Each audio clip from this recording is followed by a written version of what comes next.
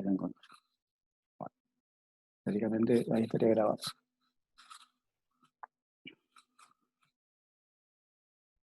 Y el chat acá. El chat abierto por las dudas. Está bien, dale. Bien, ahora empezamos entonces con la clase, con el repaso de hoy. Entonces ya nos habíamos quedado acá en la diapositiva 30 de la clase sobre economía abierta, y nos habíamos quedado con, bueno, habíamos empezado definiendo qué era el tipo de cambio fijo administrado, y bueno, por qué era, primero es una alternativa que fijan los bancos centrales, que determinan los bancos centrales para fijar el valor del tipo de cambio. Para eso tienen que tener dólares, o sea, el Banco Central se obliga a vender cualquier cantidad de moneda local al tipo de cambio y entregar, obviamente, dólares o viceversa, ¿no? Yo puedo ir con pesos y llevarme dólares, o ir con dólares y llevarme pesos. La cuestión es que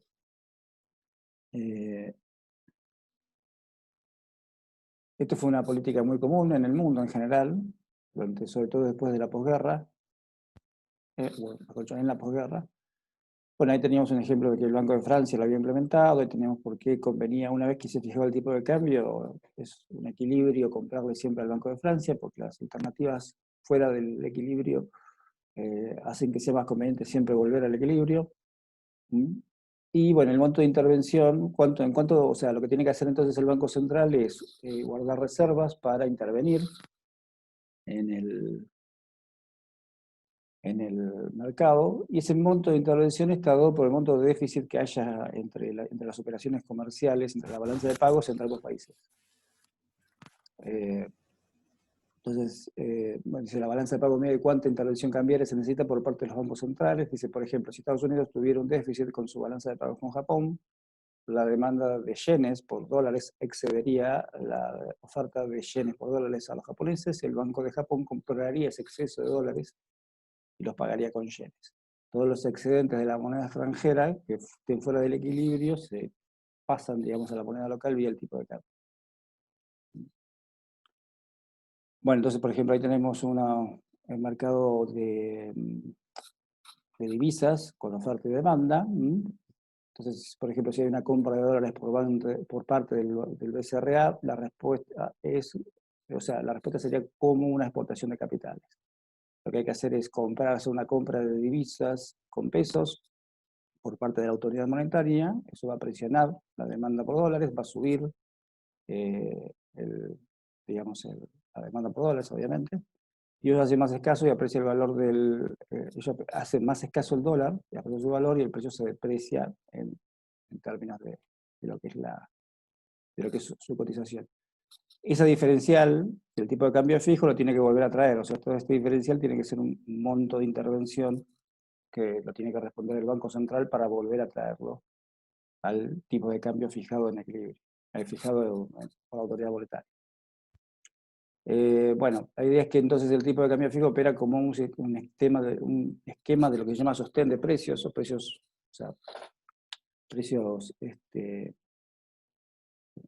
voy a entrar acá alguien, precios, digamos, fijados por la autoridad monetaria, sobre las cuales tiene que responder por fijarlos. Acá hay una diferencia con respecto a, eso no lo vimos en la introducción a la economía, pero ahí otra vez lo mencionamos cuando vimos las primeras clases. Están lo que llaman precios máximos y precios mínimos. Precios máximos, hay un diferencial acá entre lo que es el tipo de cambio fijo y el precio máximo, por ejemplo, porque el precio máximo es un precio que por ley está prohibido cobrar más allá de ese precio, y de repente que uno falle en eso, que uno cobre más de ese precio, puede traer una multa, puede traer algún tipo de sanción de tipo también penal, o depende cómo sea la legislación al respecto. En el caso del tipo de cambio fijo no actúa de esa misma manera, no hay una sanción legal, simplemente, o sea, puede llegar a haber, ojo. Digamos, en ese sentido, los gobiernos son muy creativos en crear sanciones, pero en principio lo que hace el Banco Central es responder o sea, fijarlo, y lo fija porque cada vez que alguien pide, ofrece o demanda ese precio, el Banco Central está para ofrecer o demandar este, sus reservas para que el precio vuelva al equilibrio. El equilibrio es el precio fijado por el Banco Central. Bueno, dada la demanda y la oferta en los mercados, quien fija precios necesita compensar el exceso de demanda o restar los excesos de oferta. No es obvio, para asegurarse de que el precio, el tipo de cambio se mantenga fijo, es necesario tener existencias, reservas de monedas extranjeras que se entreguen a cambio de moneda nacional. Bueno, ahí está, bueno, un poco lo que yo les había contado en la clase anterior. Mientras el Banco Central tenga las reservas necesarias, puede seguir interviniendo en el mercado cambiario para mantener el tipo de cambio. Apaguen todos los micrófonos, no sé quién tiene abierto ahí un micrófono. Sin embargo, si un país tiene un déficit persistente, bueno, mientras que un país tenga déficit persistente en la balanza de pagos, el banco se puede llegar a quedar sin reservas y ya no puede llegar a intervenir. Y ese es un problema, ¿no? Cuando el banco se está quedando sin reservas, es muy raro que sea exactamente en el momento en que se quede sin reserva, ¿no? Pero cuando ve que las reservas van bajando constantemente, que uno las dibuja en el tiempo y parece como una curva de demanda que van cayendo, ¿no?, con pendiente negativa, en algún punto el Banco Central puede proyectar eso y decir, bueno, che, mira, de acá un par de meses nos vamos a quedar sin dólares. Si pasa eso, lo que se está quedando el Banco Central es sin poder de fuego para responder a la gente que venga a demandar dólares. Entonces, el momento que se quede sin reservas, no puede responder más a la demanda, entonces el tipo de cambio deja de estar fijo. ¿Okay? Yo tengo 100 dólares de reserva, y el tipo de cambio es 2 pesos por dólar. Y me aparece un gaucho con 300 pesos y me dice, quiero comprar dólares, y yo le digo, no, o sea, el tipo de cambio actual, a 2 pesos, yo te puedo vender 200 nomás. O sea, te puedo vender 100 dólares, que son 200 pesos, y los otros 100 pesos no te los puedo aceptar porque no tengo con qué responderte con dólares. En el momento que pasa eso, el tipo de cambio deja de estar fijo, y empieza a alterarse. Lo que puede pasar en ese momento es que el Banco Central diga, bueno, te doy 100 dólares, pero dame 300 pesos. El aceptar esa operación implica que se devaluó, que hubo una devaluación del peso, porque yo ahora necesito 100 pesos más para obtener lo que antes podía comprar, o sea, necesito 300 pesos para comprar la misma cantidad de dólares que antes necesitaba 200.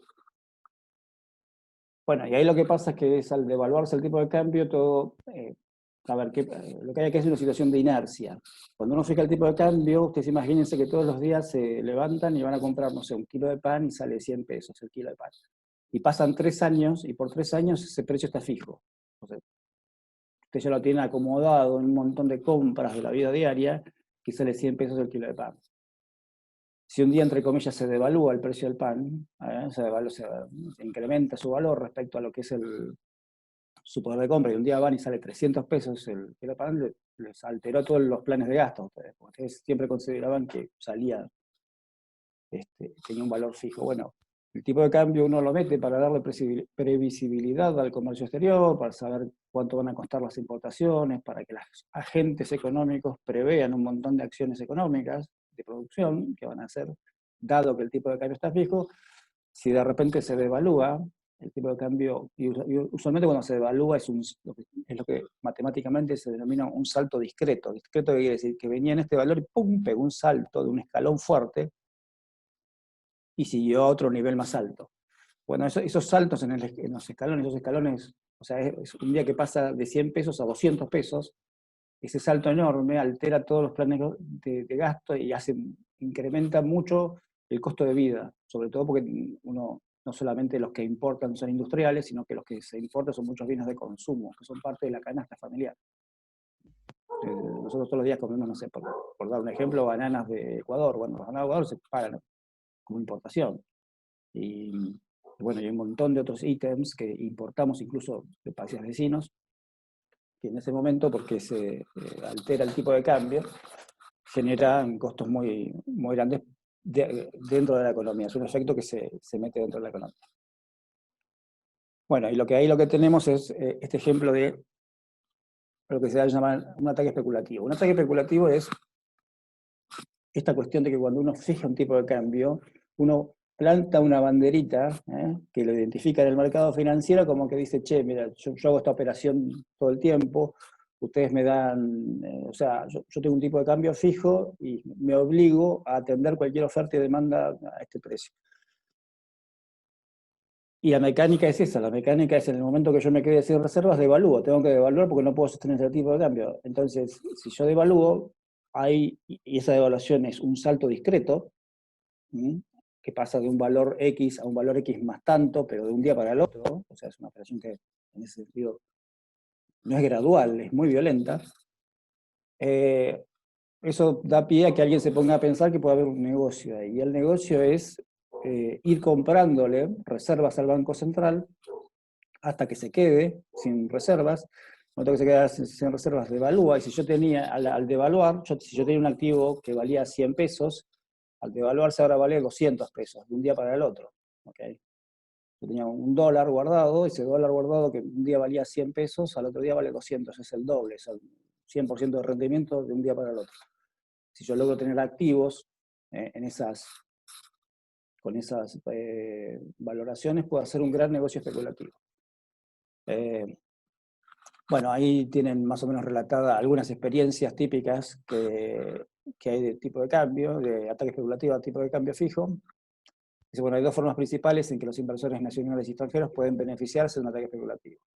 Los inversores pueden obtener un préstamo en la nación local e intercambiar el préstamo por una moneda extranjera al tipo de cambio fijo. O sea, junto un montón de plata, se la pido al banco, me tomo un préstamo personal, ¿por cuánto? Por miles de pesos, y voy y compro dólares, ¿no? Al tipo de cambio fijo. O reducir las acciones de la nación antes de la depreciación repentina de la moneda. Bueno, eso es otra alternativa. Entonces toma un préstamo, se le permite al inversor que tome, bueno, tomar prestado una gran cantidad de suma de dinero del Banco Central y convertirlo al tipo de cambio fijo en la moneda extranjera. A medida que la salida masiva agota las reservas y obliga a la nación a abandonar el tipo de cambio fijo, los inversores pueden cubrir su moneda extranjera a una tasa significativamente más alta. Lo que hacen es aprovechan es que esa variable salta muy fuerte de un día para el otro, y lo que compraron barato lo venden a los 2 días muy caro. Y ese diferencial en tasa de rendimiento es una operación que es muy difícil de obtener en el mercado financiero. Bueno, ahí tienen un ejemplo, más o menos de lo que fui contando, esto de ir haciendo arbitraje entre monedas. El tema es que cuando uno fija un tipo de cambio, uno determina un tipo de cambio fijo, ya les digo, es como que uno planta una banderita avisándole a los inversores que está esa posibilidad de acción financiera detrás. Es decir, que está esa posibilidad de que alguien puede especular haciendo este tipo de operaciones. Y en países que son chiquitos, muchas veces el tipo de cambio fijo ha sido fijado en países que son pequeños. ¿Okay? Por ejemplo, un caso famoso en Hungría, en países que recién, por ejemplo, salían de la órbita socialista, cuando cayó el muro de Berlín, cuando cayó la Unión Soviética, tomaron la decisión de fijar un tipo de cambio, de dejarlo fijo, contra la moneda extranjera, que en el caso ese era el euro. La cuestión es que precisamente una nación pequeña tiene un banco central pequeño y por lo tanto tiene pocas reservas detrás. Es lógico que no va a tener muchas reservas. Entonces es muy fácil de atacar. O sea, plantó bandera, dijo que voy a fijar el tipo de cambio, listo. Hay cualquier operador bursátil va a empezar a diseñar un plan para atacar eso, atacar las reservas. Atacar las reservas es eso, caer en el país y decir, bueno, vos fijaste tantos dinares por dólar, listo. Hago los cálculos, una hoja, un lápiz y un papel, le hago los cálculos y digo, bueno, empiezo a comprar cantidades crecientes de las reservas del país. El tipo tiene que responder vendiendo reservas, hasta que en algún momento se queda sin reservas. En el momento que se queda sin reservas, devalúa. Yo paso toda la moneda local, mejor dicho, sí, lo paso toda la moneda local, obtengo una diferencia enorme, vuelvo a comprar después dólares y me voy. Es una operación financiera, es como comprar imagínense que yo sé que una acción hoy sale 100 y mañana va a salir 200.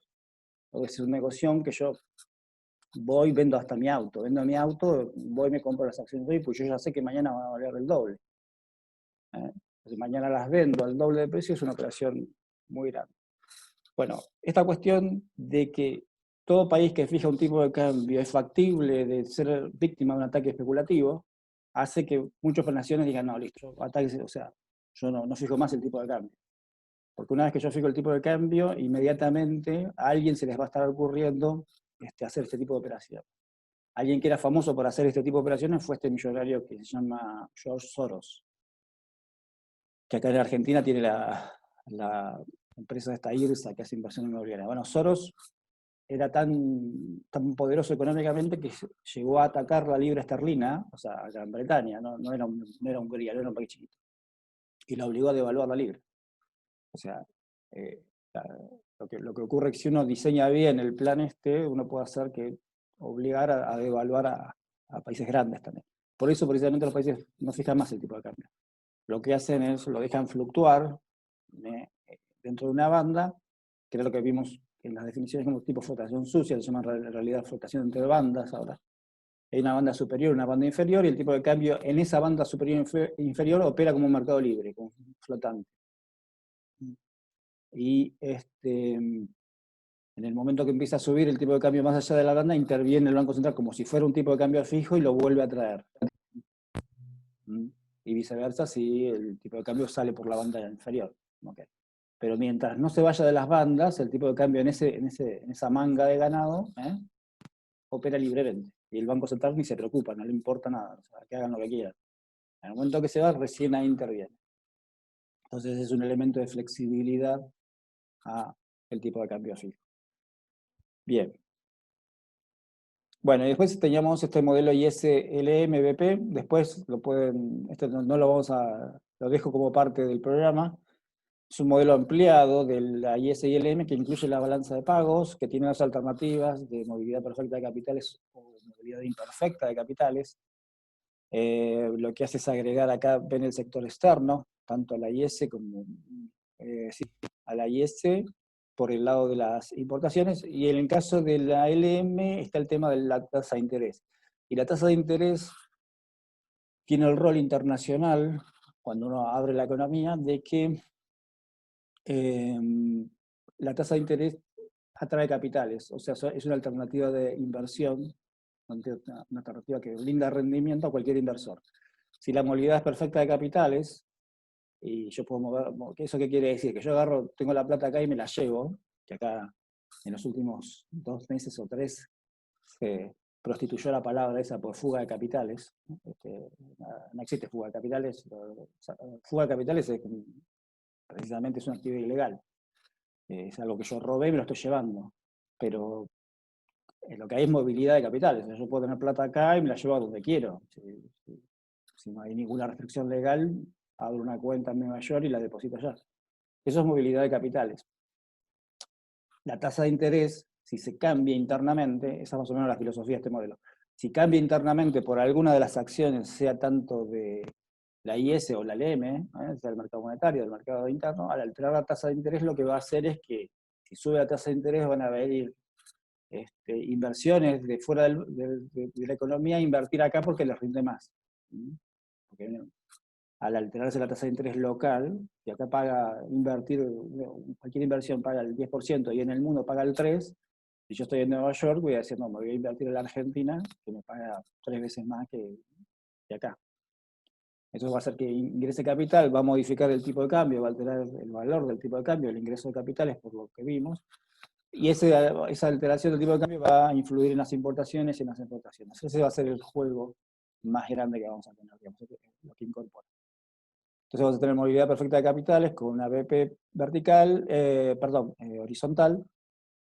Vamos a ver distintas políticas, cuáles son las más efectivas, y después se va a complicar más adelante. Los voy a acelerar porque esto ya les digo, no nos vamos a meter. Cuando lleguemos a gráficos así, cuando hay movilidad imperfecta de capital y tengamos políticas que no son del todo efectivas, pero que sí son efectivas y que dependiendo de si el capital es más o menos móvil, va a hacer que la pendiente de la curva BP esté apuntando hacia arriba, o sea, esté más vertical o menos vertical. Bueno, es un modelo complicado, incluso para los que estudiamos economía. O sea que están dentro del plan, yo se los dejo ahí para que lo repasen. Hay una clase subida ya, pero no lo vamos a repasar acá porque no voy a ser tan cruel yo de tomarles esto en el parcial. Ni tampoco en el final. Ay, ¿qué pasó? No sé qué hice. ¿Están viendo algo ustedes? Sí, sí se ve. Yo no sé qué hice. Minimicé acá algo. Toqué algo acá y no veo nada ahora. Esperen un cachito. Bueno, esta era la clase de balanza de pagos, de balanza de pagos de economía abierta. Lo que quedaba por ver ahora, que es esto, si déjenme si la agarré bien. Sí, esperen un cachito que la cierro y ahora vamos a compartir otra. Les voy a compartir otra que es la que sigue, que es, no me acuerdo cuál era, si era, sí. La de crecimiento y ciclos. Bueno, vamos a ver esta clase ahora. Esperen que se las comparto.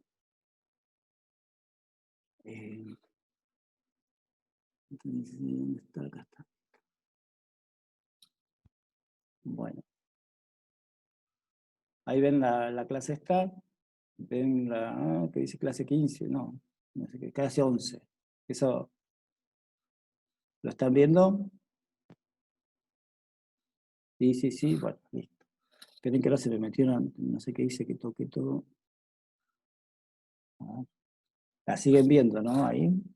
Porque como tengo dos monitores, tengo que cambiar todas las ventanitas. Sí, pues. Bueno. A ver, tenemos crecimiento, desarrollo y ciclos. Son tres temas, estos más o menos tienen que ver con la evolución del PBI, uno mirándola a largo plazo y otro a más corto plazo, y el del medio desarrollo es una versión más cualitativa. Pero digamos, acá la idea es que veamos cómo las economías crecen. Es súper importante que las economías crezcan porque el factor fundamental de crecimiento de la economía, o sea, ¿por qué tiene que crecer la producción? Es porque, básicamente porque la población crece.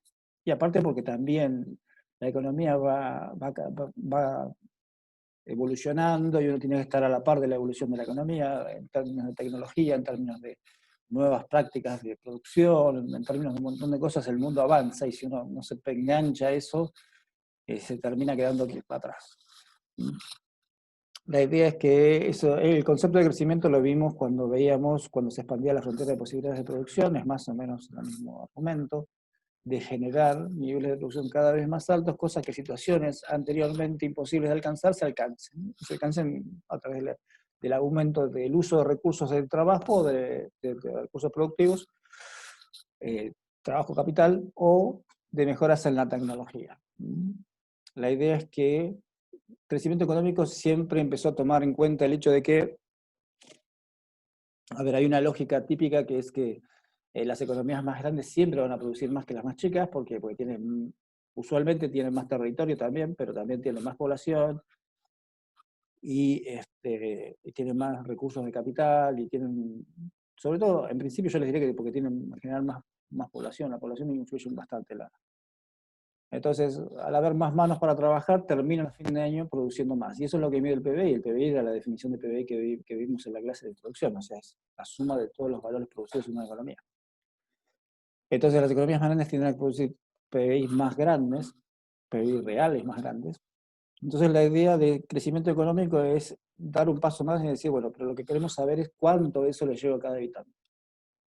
Porque obviamente India, porque ya tiene no sé cuántos, 1.500 millones de habitantes, va a producir más que, no sé, que Perú, póngale. Pero el tema es que si uno ve, o sea, justo si uno ve filmaciones, uno ve como que en India la cosa no está muy bien, la gente no está con una playera tomando sol y viviendo en un país con autopistas y helicópteros dando vueltas. Es un país bastante pobre.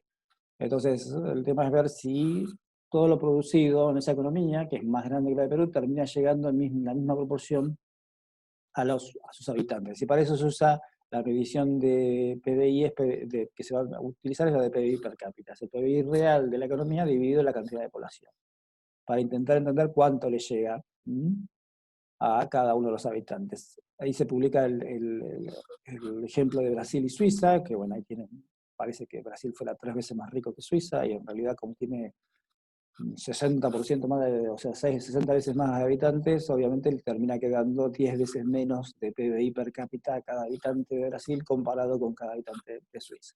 Entonces lo que vamos a medir es el PBI per cápita. Lo que vamos a tener ahí es la evolución del PBI per cápita. La tasa de crecimiento es cómo evoluciona. O sea, tomamos esa medida. Ah, ¿se quedó en la primera? Ah, estoy hablando como un borracho. Pará un cachito. ¿Qué pasó? Se quedó en la primera. A ver, esperen que la comparto de nuevo. Your sharing is paused. Ah, me pone acá, claro, me puso un cartel amarillo. A ver, vamos de nuevo. Ahí está. ¿Ahí lo ven? Sí. Después yo bien, bueno, lo que les contaba, ahí tienen la frontera de posibilidades de producción, que se expandía, eso es lo que va a estudiar el crecimiento económico. Lo que vamos a tomar entonces es el PBI real per cápita, no el PBI real total, y teníamos el ejemplo acá en las diapositivas de Brasil y de Suiza, ¿no? Que teníamos 3 veces más de producción total real de Brasil comparada con Suiza, pero un montón más de millones de habitantes, y eso hace que a cada uno termine quedando 10 veces menos a Brasil que a Suiza. Lo que vamos a estudiar es la evolución, la tasa de crecimiento de esto, porque el crecimiento tiene que ver con eso, tiene que ver con cómo va creciendo este PBI per cápita. Fíjense que el PBI per cápita, volvemos acá un segundito, tiene algo que lo impulsa, que es esto, que es el PBI real, y algo que lo retrae, que es la población. ¿Lo retrae en qué sentido? En que todo esto hay que repartirlo, esta torta que está acá hay que repartirla entre esta gente, antes de empezar a contar.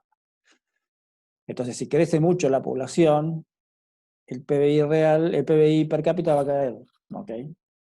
Y usualmente la tendencia en general de la mayor parte de las economías, no de las más modernas, pero de las más, sobre todo las más jóvenes, es que tienden a tener una población creciente, una pirámide etaria, una pirámide de población que está muy grande en la parte joven, entonces eso implica que se van a reproducir mucho. Entonces hay que tener en cuenta eso, de que cuando medimos la tasa de crecimiento del PBI per cápita, hay una fuerza que impulsa hacia arriba, que es el crecimiento del PBI, y otra fuerza que impulsa hacia abajo, que está dividiendo, que es la cantidad de población. La idea también acá es que este crecimiento se va acumulando, es como una tasa muy interés compuesto. O sea, yo voy sumando y pego un saltito de lo que ya agregué anteriormente. Así va a ir creciendo la economía. La idea es que vamos a tener, supongamos que, bueno, perdón, acá dice, si una economía crece a la tasa G promedio, esa es la tasa promedio, durante muchos años irá acumulando esa tasa de crecimiento. Entonces supongamos que un año crece, partimos de año T, que tiene esa barrita representa el PBI per cápita, al otro año crece y vuelve a crecer a la tasa G, se va acumulando la misma tasa a lo largo de los años, y eso es lo que va a ir determinando que una economía vaya acumulando crecimiento. O sea, lo que ya creció el año anterior se acumula con lo que crece este año, y así. Gran parte del estudio de crecimiento económico es estudiar tasas de crecimiento. ¿Y qué determinan esas tasas de crecimiento? Si uno se revisa la literatura, en general los que estudian crecimiento económico estudian eso, qué determina, qué afecta a la tasa de crecimiento económico. Entonces ahí tenemos el mismo ejemplo gráfico que teníamos acá, lo tenemos acá matemáticamente, que es, partimos de un año X, partimos de una base, de un PBI específico que está sumado a ese año, y ese creció, el periodo anterior, creció a una tasa 1 más G. G acá está entre 0 y 1, por eso hay que sumarle 1, porque es interés compuesto.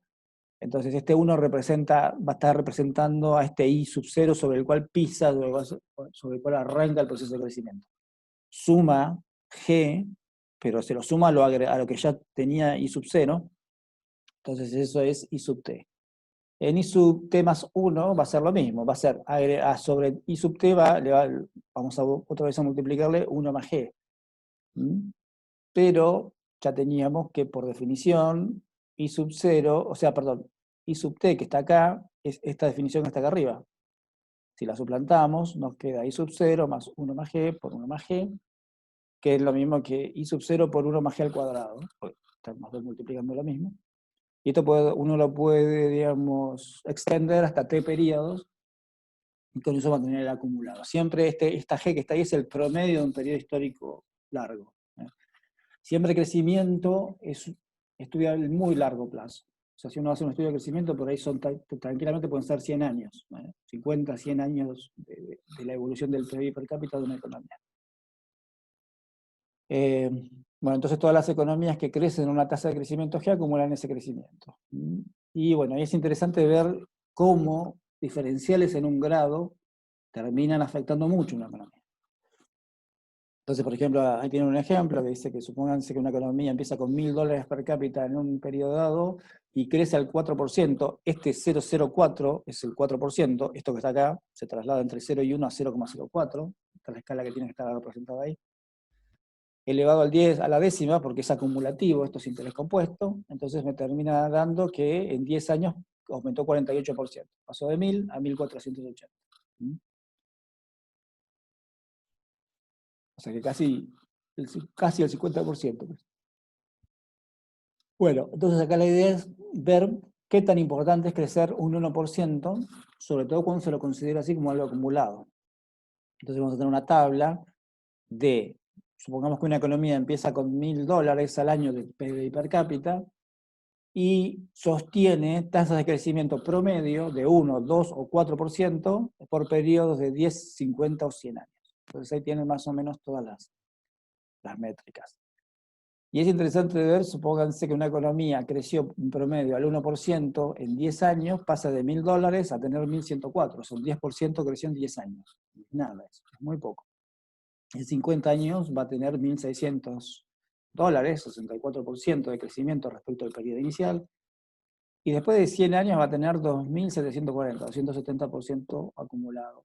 Uno diría, wow, ¿cuánto? Pero en realidad tardó un siglo en hacer eso. O sea, realmente fue muy poco el crecimiento.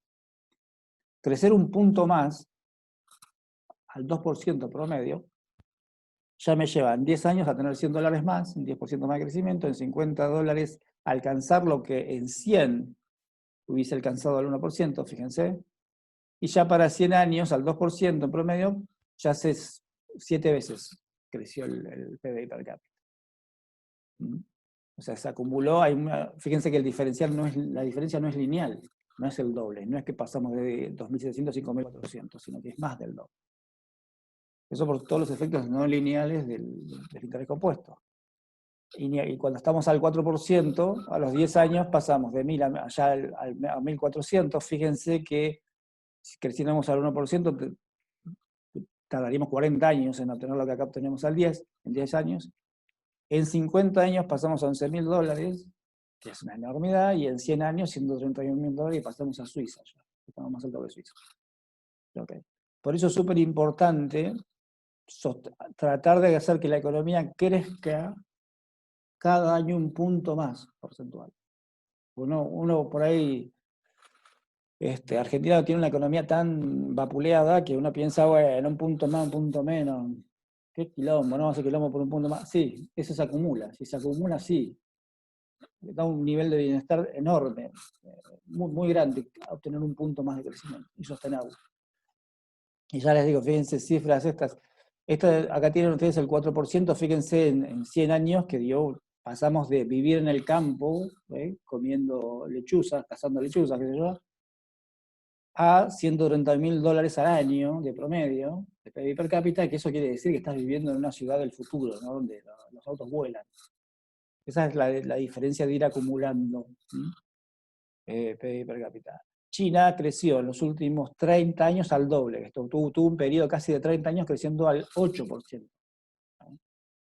Al doble de lo que vemos acá como máximo. Tuvo durante 30 años, ahora se tranquilizó. Porque en algún momento eso llegó. Pero China pasó de ser un país rural, completamente rural, con una industria que era antiquísima, era una industria que venía desde la época de la Unión Soviética, con tecnología de la década del 50, para los años 80, 90, y cambió completamente todo su perfil industrial a partir del remolino que fue crecer al 8% sostenido durante 30 años más o menos. igual así son tantos los chinos que todavía el PBI per cápita no nos alcanza a nosotros, que somos el país más desastroso después de Venezuela, de acá de Sudamérica, pero bueno. Entonces la idea de todo esto es que cada punto de crecimiento cuenta. Hay que ser muy, ¿cómo les diría? Hay que ser muy cuidadoso de crear las condiciones para que la economía crezca. Para darles un ejemplo de lo cuidadoso, bueno, después lo vamos a volver a mencionar cuando veamos desempleo o estrategias de desarrollo. Bueno, el tema, bueno, esto era un poco lo que yo les mencionaba recién también. El tema es que tiene que hacer crecer el PBI per cápita, para hacer crecer el PBI per cápita tiene que crecer el PBI real, pero ojo con el tema de que la población no crezca más rápido de lo que crece el PBI, porque entonces ahí el PBI per cápita va a ir disminuyendo. En ese sentido, las naciones modernas, ya está habiendo casos de naciones muy modernas cuya tasa de natalidad está bajando, o sea que la población va a ir decreciendo.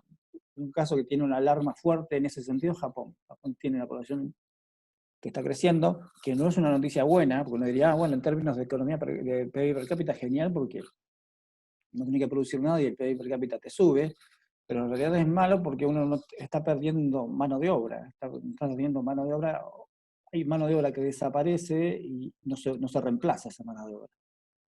Por eso Japón está por primera vez en su historia ahora aceptando inmigrantes, cosa que nunca los aceptó. No había nada más racista que un japonés. Un japonés te ponían 2 millones de reglas para que no te quedes en Japón a laburar.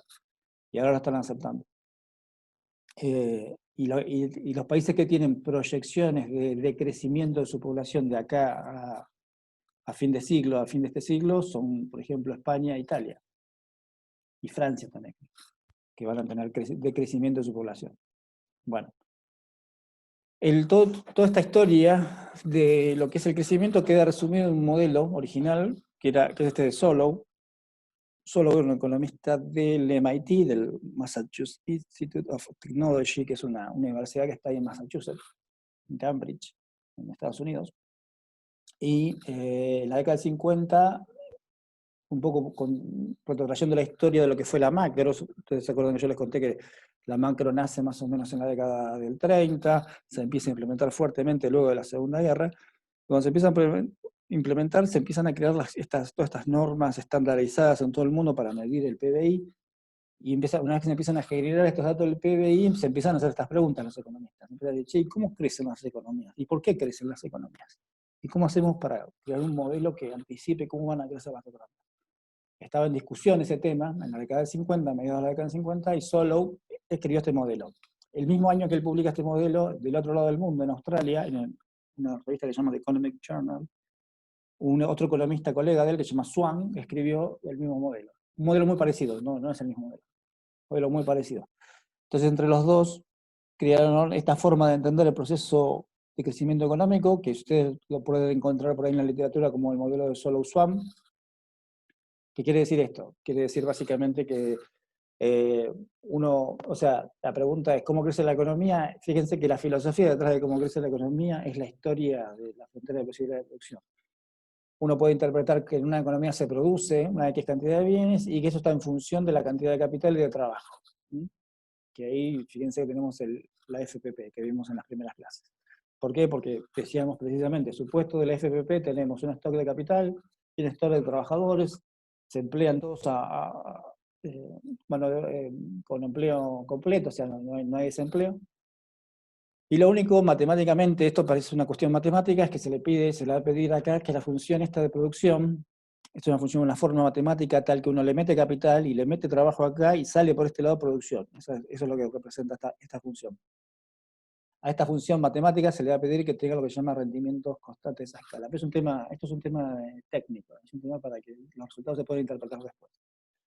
¿Qué quiere decir que tenga rendimientos constantes a escala? Quiere decir que si yo acá, en los factores de producción, ambos factores de producción, los multiplico por una constante z, eso se va a traducir, cuando se empiecen a interactuar el capital y el trabajo acá adentro, se va a traducir en un crecimiento de la producción en el mismo factor en la cual se incrementaron los dos, en la misma constante en la cual se incrementaron los dos factores de producción.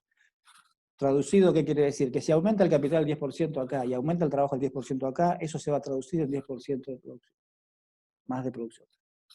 Uno diría, es bastante lógico. No, hay muchos sistemas de producción, hay muchas funciones de producción en las cuales puede ocurrir que yo aumente 10% el uso de capital, aumente 10% el uso del trabajo y me devuelva menos del 10%, un 5%. Por ejemplo, las producciones agropecuarias tienen rendimientos decrecientes en muchas fases de su producción. ¿Qué quiere decir? Que si yo quiero aumentar el 10% la producción, por ahí tengo que incrementar el uso del capital un 20% y el uso del trabajo un 30%. ¿Okay? Eso quiere decir rendimiento decreciente. No todas las funciones de producción tienen rendimientos constantes. Y puede haber crecientes también. Puede ser que yo aumente acá un 5% el uso de capital, 5% el uso de trabajo y la producción aumenta un 30%. Eso es creciente a escala. Bueno, eso no lo vamos a suponer. Acá lo que se supone es que son constantes a escala, es decir, lo que yo subo acá en una proporción, me responde el nivel de producción. En la misma proporción. Eso nos permite, si ocurre eso, que podamos hacer esta simplificación que está acá. Que yo divida a todo por el trabajo, porque como tenemos rendimiento constante de esa escala, el factor en el que suba el trabajo va a ser exactamente el mismo factor en el que suba la función de producción acá, entonces se puede dividir. Fíjense, yo aumento acá Z, el factor trabajo, el Z va a estar también, va a responder, también va a ser el incremento en el stock de capital, entonces se anulan Z sobre Z, pero como hay rendimientos constantes de esa escala, va a haber un Z acá en I, y si aumentó Z, L también se cancelan mutuamente y no pasa, matemáticamente es correcto. Es simplemente para seguir contando la historia y no meternos en líos matemáticos. Para eso es ese supuesto. De hecho, después hay un montón de trabajos que han cambiado sus supuestos y dan otros resultados, y bueno, por eso no nos vamos a discutir acá. Bueno, ahí tienen más o menos la explicación, y lo que podemos hacer es, como pasamos la producción dividido el trabajo y el capital dividido el trabajo, pasamos todo per cápita, que es lo mismo que habíamos hecho con el PBI. Entonces, I minúscula que está acá es I sobre L, que es el PBI per cápita, y K que es K sobre L, es el capital per cápita. Entonces pasamos todo ¿cómo se llama? A per cápita, a medición per cápita. Bueno, entonces la producción a medida que se incorpora mano de obra opera bajo rendimientos marginales decrecientes. Ahora vamos a ver qué quiere decir eso. Rendimientos marginales decrecientes lo que quiere decir, que también es algo muy normal de cualquier actividad productiva, es que si yo agrego factor de trabajo, fíjense que acá tenemos capital por trabajador, o sea que acá tenemos el K sobre dividido L, este que está acá. Entonces acá tenemos la información de la mano de obra y del capital juntas, porque el indicador este tiene la información de las dos. Cuando hay rendimientos marginales decrecientes, lo que quiere decir es que yo cada vez que agrego capital por trabajador a la función de producción, no es que crece en línea recta todo. ¿Okay? Si esto fuera rendimiento constante a escala, perdón, rendimiento marginal constante, acá rendimiento marginal constante, lo que ocurriría es que a medida que yo agrego trabajadores, directamente aumenta exactamente en la misma proporción el nivel de producción. Entonces, yo me manejaría por acá, por esta recta que está acá. La recta de 45 grados que veíamos en el equilibrio macroeconómico fundamental, por ahí crecería la producción, porque yo cada vez que agrego 2 trabajadores, acá la producción me va respondiendo exactamente en esa proporción. Espera un segundito que tengo que admitir a alguien acá. Acá lo que está diciendo es que hay rendimientos marginales decrecientes, es decir, que la producción, yo agrego trabajadores, aumenta, fíjense que aumenta mucho al principio, aumenta mucho, tiene una pendiente muy fuerte, parece un cohete de la luna esto, va así, parece un cohete, y acá en algún momento empieza a aplanarse. Y si esto cada vez voy agregando más trabajadores, esto se va a ir amesetando, va a ir a una forma así de meseta logarítmica, parece una función logarítmica. ¿Qué quiere decir eso? Bueno, es una interpretación muy natural de lo que ocurre con casi todos los sistemas productivos. Si yo agrego factores de capital a un factor fijo, al principio de la producción responde crecientemente hasta cierto punto a partir del cual ya la respuesta es menos que proporcional. ¿Qué quiere decir esto? Quiere decir que toda unidad productiva, ninguna unidad productiva produce hasta infinito. Si produjera hasta infinito, esto sería una línea recta que apunta hacia el infinito. si hubiera algún sistema productivo tal que yo le agrego trabajadores y siempre me responde en producción en la misma proporción, yo podría agregarle infinitos trabajadores y tendría a cambio infinita producción. Lo que ocurre en la práctica no es eso. Yo tengo un campo, ¿ok? Un campo que supónganse que tiene, supónganse es una hectárea, ¿no? Una hectárea de campo. Yo esa hectárea de campo le puedo obtener producción. ¿Qué tengo que hacer? Y tengo que ponerle recursos productivos a ese campo. Ya está la tierra, tengo que agregarle trabajo y tengo que agregarle, qué sé yo, capital y semillas, póngale insumos. Yo le voy agregando, o sea, si la tierra está, si nadie la trabaja, la tierra no produce nada. Ahora, si yo le empiezo a agregar trabajadores y semillas y un arado, la tierra empieza a producir. La producción empieza a responder por acá. A medida que yo le agregue cada vez más trabajadores, más semillas, la producción va a seguir creciendo hasta un cierto punto. Supónganse que yo tengo una hectárea de campo y tengo 500 trabajadores con 80 bolsas de semillas metiéndole semilla a la tierra. Y la producción no va a crecer tanto. En algún momento las semillas no van a poder crecer porque no tienen espacio. Los trabajadores se van a chocar entre ellos, van a estar pisando lo que sembró el otro. Me van a arruinar toda la producción. Entonces, si yo crezco linealmente todos los insumos que empleo en ese sector productivo, en esa unidad productiva, no va a haber una respuesta lineal. Hay un punto óptimo en el medio. Pónganle que tengan que emplear, qué sé yo, 10 trabajadores con 5 bolsas de semillas. No sé, les tiro un número cualquiera, pero hay un punto en el medio en el cual es la cantidad óptima de factor productivo que hay que agregar para que responda en producción acorde a eso. Hay un punto en el cual la producción va creciendo y responde, yo voy agregando insumos productivos y la producción va creciendo, hasta cierto punto en el cual puede ser que la producción empiece, de hecho, a empeorar. Podría tranquilamente ser que la producción caiga. Bueno, esta es la interpretación que tiene esta función de producción. La idea es que no es lineal. La idea es de todas estas curvas en las funciones de producción, y después también, después lo van a ver más adelante ustedes en las funciones de costo, es que no hay producción infinita. Siempre hay una cantidad óptima de producción que depende de una cantidad óptima de recursos productivos empleados. No es que yo le tire infinitos trabajadores y eso implica que va a haber infinita producción. No, porque en algún momento los trabajadores se van a chocar entre ellos y no van a estar devolviendo producción. Bueno, eso es lo que dice, esto es un supuesto que lo vamos a necesitar también para otro tema de convergencia que lo vamos a mencionar después. Bueno, y acá esa es la producción, así es como va a crecer y bueno, después lo que tenemos dentro de la producción es que va a haber consumo de inversión, más o menos como un equilibrio macroeconómico fundamental, y que obviamente el consumo, todo lo que se consuma es la otra cara de la moneda del ahorro. O sea, el consumo se puede representar en términos del ahorro como lo que no se ahorra. Lo que no se ahorra se consume. 1 menos S es 1 es todo lo del ingreso, menos S es lo que se ahorra, y lo que no eso que no se ahorró es lo que se consume.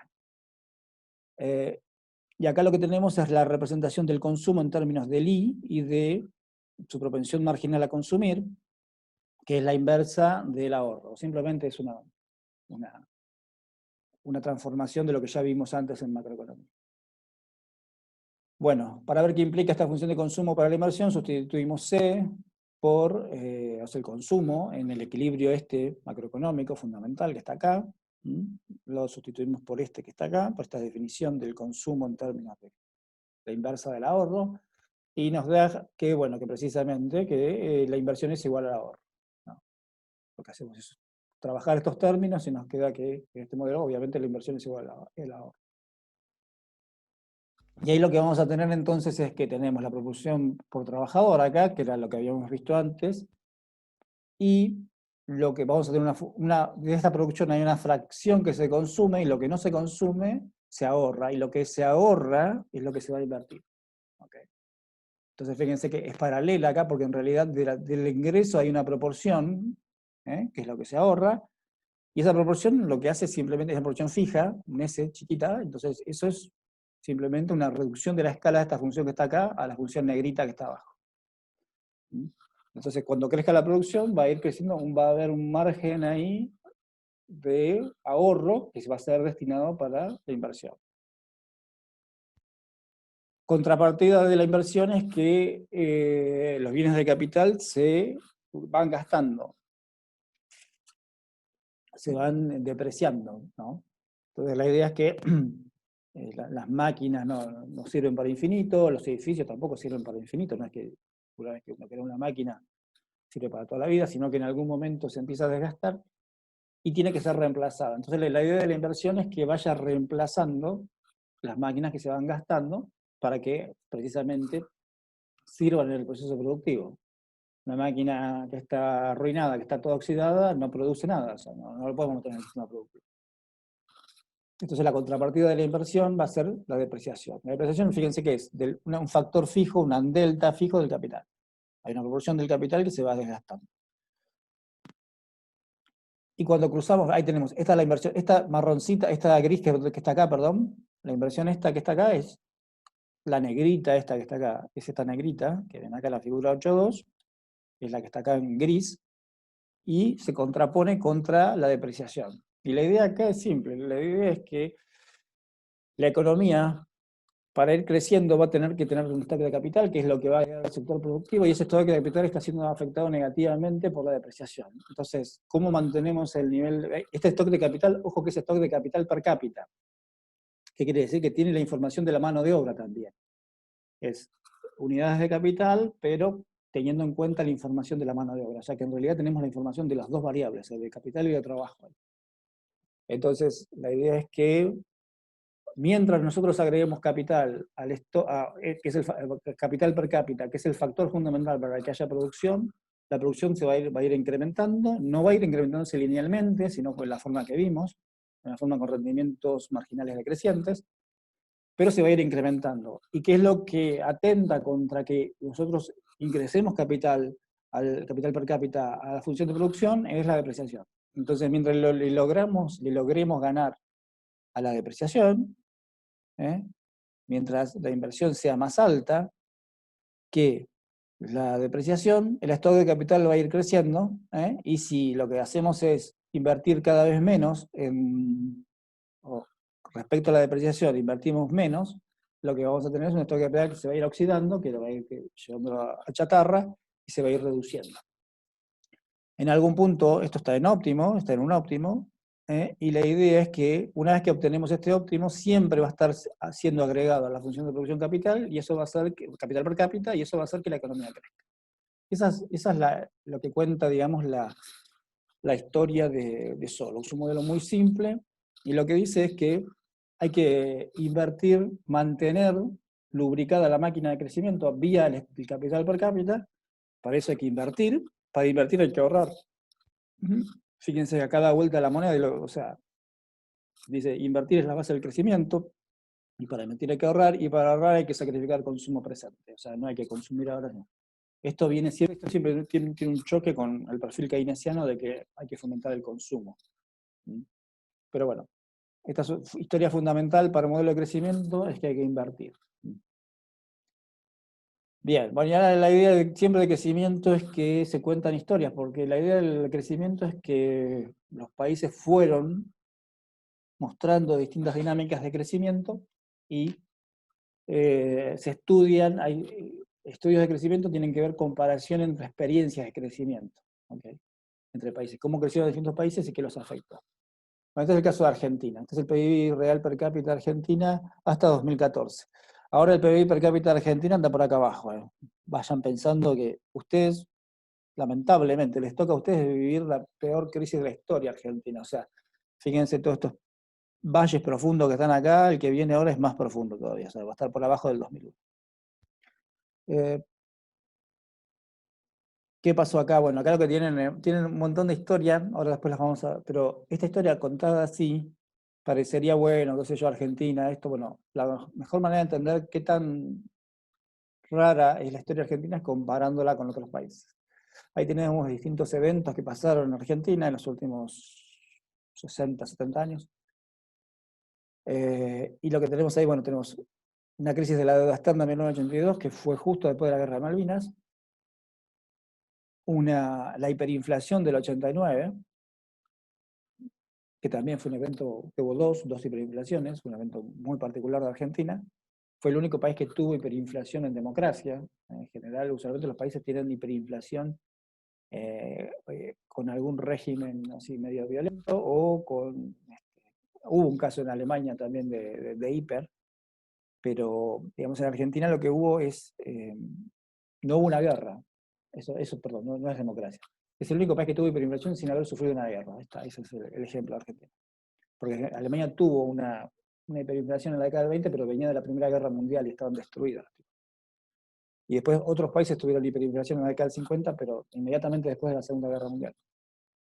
Bueno, después tenemos todo un periodo de convertibilidad acá, que fue de prosperidad mal aprovechada, y la crisis del 2001, otra vez una caída infernal. La recuperación, esta recuperación que está acá, es una recuperación cíclica, ahora después la vamos a ver. Una crisis en el 2008, otra recuperación acá, una joroba nueva, y acá hace 10 años que no crecemos. O sea, hace 10 años que el PBI está como esta fase que está acá. Fíjense, acá hay una fase en la década del 80, del 70 hasta la hiperinflación, que fíjense que la economía no apunta para arriba. Esta es la tendencia de largo plazo. Y acá está como plana. Bueno, esta misma situación plana que está acá se está repitiendo acá arriba. Y ahora está cayendo en realidad, porque ahora tenemos una caída como esto por acá al final. Bueno, lo mejor es compararlo por ahí con otros países. Acá tenemos los países vecinos. Argentina, fíjense que empieza con un PBI per cápita ganándole a todos en la década del 60, del 70, y ya acá Uruguay nos alcanza en la década del 80, nos vuelve a perder, pero después nos vuelve a ganar acá al final y nos sigue ganando. La información más reciente que tengo es muy triste, pero bueno, ahora se las comento. Pero Argentina en general tiene un PBI per cápita más alto que sus vecinos, excepto cuando entran estos periodos de crisis. Y ya para el final del periodo de comparación tenemos a Chile y a Uruguay adelante nuestro. Bueno, con lo que es la crisis de este año, Argentina en este momento bajó, está más abajo que Perú, no está acá en la muestra acá, pero Perú fue siempre un país que tuvo un PBI per cápita más alto que nosotros, más bajo que nosotros, perdón, y ahora es al revés. Tratemos de no llegar a Uruguay o Paraguay, perdón, a Paraguay o Bolivia que están acá abajo, por así. Bien. Primos y países que empezaron peor que nosotros. Bueno, primos. Yo les digo primos de países que sufrieron o que tuvieron experiencias de crecimiento bastante similares o que empezamos con una experiencia de crecimiento más o menos parecida, que son Nueva Zelanda y Australia. Entonces, usualmente en términos económicos se considera que hacia la década del 60 Australia y Nueva Zelanda eran muy parecidos a Argentina, por un montón de circunstancias. La República de Corea, que ven acá en rojo, venía de la Guerra de Corea. Fíjense que empieza por la línea bien baja. En 1960, Corea tuvo una guerra de 5 años, terminó con toda la economía bombardeada, fue un desastre. Y Corea del Sur, bueno, de eso se repuso. La República de Corea es Corea del Sur. Se repuso y ahora tienen la Corea del Sur acá, la línea roja esta que ya en la década de los 80 nos superó. China es la economía que también venía más o menos como Corea y también empezó a crecer, ya les digo, 30 años creciendo el 8% y fíjense que llegaron acá. Pero son 1.500 millones de tipos. Corea, bueno, y ahí tienen Australia y Nueva Zelanda que ya hace años ya nos dejaron atrás a nosotros acá, ya casi desde entrada nos dejaron atrás. Pero un cachito, que vuelvo acá. Ya desde entrada nos habían dejado atrás y acá nos superaron enormemente. ¿Qué diferencia hay entre todas estas economías, incluyendo a partir de la década del 80? Fíjense que China empieza a despegar acá. China fija un comercio abierto con el mundo a partir de 1980 y los resultados tardan 10 años más o menos en empezar a aparecer. Fíjense que acá empieza a despegar la línea celeste y acá ya se fue. En general lo que tienen todos estos países son economías abiertas y un montón de otras instituciones, pero en principio son economías abiertas, economías desreguladas, bastante desreguladas. Corea no es tan desregulado, pero sí es economía abierta completa y súper industrializada. Bueno, y acá tenemos otros países en los cuales nosotros recibimos mucha inmigración, España e Italia sobre todo, y después otros países europeos como Irlanda, que siempre es un país pobre de Europa, Portugal y Grecia, que también son países pobres de Europa, no son los países más ricos de Europa. Yo acá le hice una ampliación, acá, esto que está acá, este margen que está acá, está ampliado acá, para que vean simplemente que Argentina siempre tuvo esto. ¿Ven estas jorobas que tienen el PBI argentino? El PBI argentino es imposible encontrarle una línea recta o suavizada. Tiene jorobas, tiene caídas, subidas, es un desastre por donde la miramos. Esta escala, esto está aumentado a la escala de aquí, pero como ven, fíjense las otras economías, son todas líneas paralelas casi. Crecieron todas suavecitas. Acá hay líos también, ¿ven? Hay crisis, la crisis del 2008 afectó mucho a algunas economías. Y Argentina quedó acá abajo, o sea, Argentina fue el que recibió inmigración de estos países principalmente, de España e Italia. Obviamente España, Italia y todos estos jugaban en una liga nueva que es Europa, pero bueno, Argentina se quedó acá abajo, en la línea del punteado este. Se presentó hace una semana atrás, justo en la Universidad de San Andrés, un estudio sobre qué explicaba. Ellos partieron de la hipótesis, o sea, intentaban explicar por qué Argentina creció tan mal en los últimos 70 años. Y la hipótesis principal era adjudicárselo al peronismo, ¿no? Obviamente, porque en realidad Argentina, evidentemente, desde que entró el peronismo en el año 46, se desalineó de todo el crecimiento de economías similares como estas, sobre todo de Australia y de Nueva Zelanda. A partir de la década, a partir del 45, se desprende la economía que venían navegando juntas, y a partir de ese momento se dispara y hay un diferencial ahora, como ven, de $20.000, más de $20.000 perdón, 13.000 y casi $20.000 per cápita respecto a Nueva Zelanda. Entonces las explicaciones, lo que hacen ahí en la Universidad de San Andrés en un trabajo es un montón de ejercicios numéricos, en las cuales lo que van buscando es ver cuál es el momento en el cual Argentina pierde el carril de estas economías con las que anteriormente compartía crecimiento. Y bueno, la fecha es más o menos es para el 45, para el 46, con la entrada del peronismo, entonces se lo adjudican al peronismo. En realidad hay toda una discusión ahí, o sea, es un poco lo que yo por ahí les dejé grabado en la clase anterior. El peronismo se acabó en el 55 ahí. En el 55 lo voltearon a Perón y ya está. Desde el 55 hasta el 73 no hubo peronismo. Sin embargo, el país siguió separado del tranco. O sea, hay algo más profundo que el peronismo, que tiene que ver sobre todo con el hecho creo yo, de cerrar la economía argentina y desligarla del crecimiento mundial. ¿Okay? De no prenderse. Tener la economía abierta tiene un montón de privilegios, o tiene un montón de beneficios, mejor dicho, en términos de que uno aprende cómo se están haciendo bien las cosas en otro lado. Y la aprende por el comercio internacional. Lo aprende comprando cosas en el exterior, viéndolas, comparándolas, atendiendo experiencias de crecimiento del otro y atendiendo a cómo crecen los otros países. Bueno, eso Argentina lo perdió en la década del 40 y desde ese momento estamos así y estamos peores. Y ya les digo, vamos a que nos supere Perú. Imagínense la cantidad de inmigrantes peruanos que hay en el Gran Buenos Aires, bueno, todos esos se vinieron a un país que está peor que su propio país. Bueno, convergencia, ¿qué es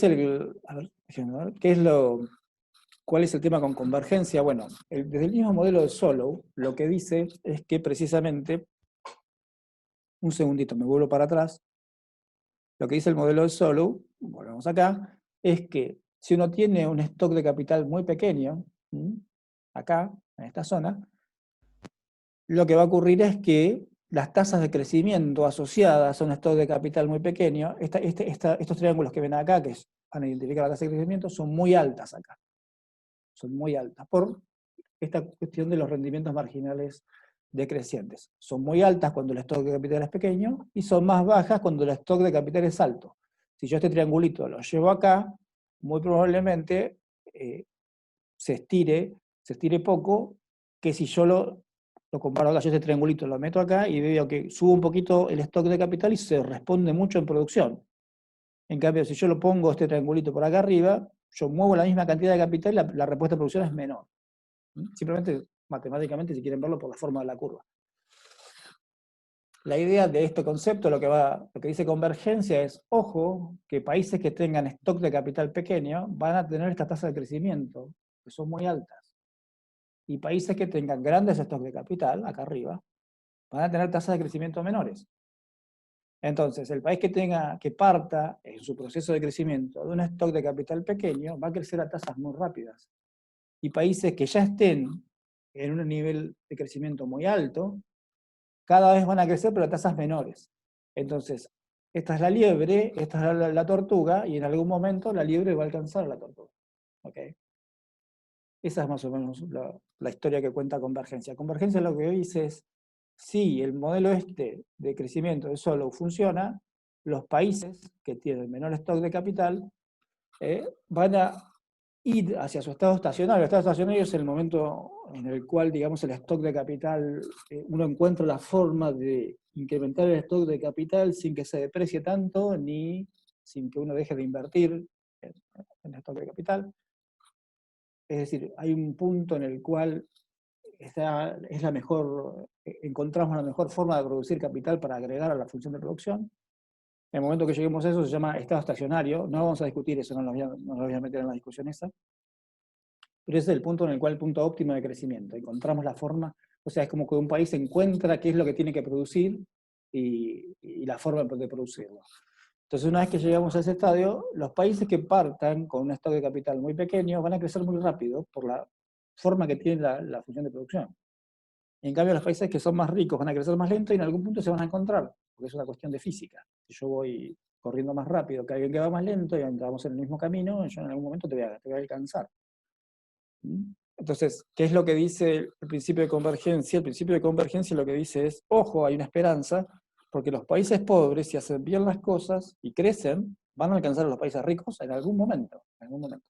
Y eso se vio claramente en los ejemplos de Japón y Alemania. Alemania y Japón terminaron la Segunda Guerra Mundial destrozados. De hecho, Japón fue el único país en la historia que recibió 2 bombazos nucleares. Y Alemania quedó bombardeada, pero hasta que quedaron hecha talco la ciudad. Sin embargo, inmediatamente después de, o sea, que empezaron el proceso productivo luego de la Segunda Guerra Mundial con un stock de capital muy pequeño, un stock de capital per cápita muy pequeño. ¿Qué pasó? Cada a medida que iba creciendo el stock de capital, eso cada vez crecía a tasas proporcionalmente muy altas.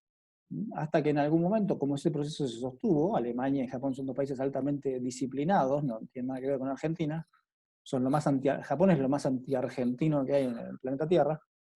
Entonces lo que hicieron fue, fíjense que Japón terminó la Segunda Guerra Mundial bombardeado, destruido, y para la década del 80 le estaba disputando el poder económico a Estados Unidos.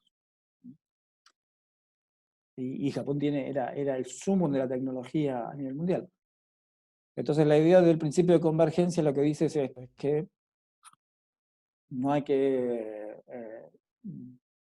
o sea, no hay un determinismo, no es que uno nace pobre y muere pobre, uno nace pobre y muere pobre porque quiere. Pero si uno directamente invierte y hace las cosas bien, de generar generar factores de producción que se provean al sistema productivo tal que respondan en producción, eso va a implicar que va a ir uno creciendo y en algún momento va a alcanzar a economías más desarrolladas. Bueno, entonces, porque hay una discusión entre, bueno, ¿qué es lo que hace crecer?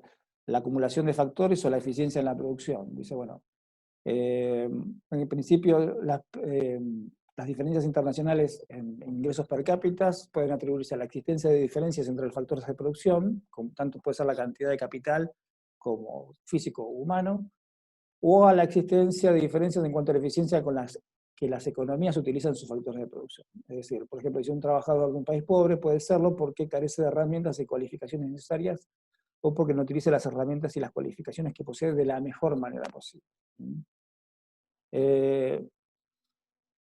La idea entonces es, puede ser que países sean pobres, no porque no posean recursos naturales, sino porque los emplean mal, por ejemplo. Hay países que son pobres porque no tienen nada, porque tienen muy poco. Y lo poco que tienen no lo saben aprovechar porque hay un ejemplo claro en Japón o en Corea del Sur que no tienen nada en sus territorios, no tienen nada.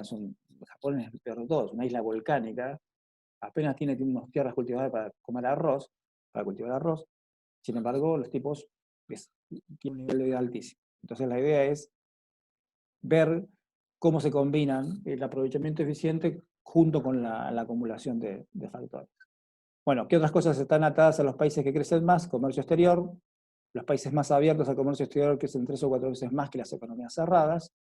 Escuchen el discurso nacional pedorro que hay acá en Argentina de comprar con lo nuestro, bueno, ahí tienen parte de la explicación de por qué no crecemos, del miedo de los industriales a que nos vendan zapatos de China, cualquier excusa con tal de no abrir la economía y competir.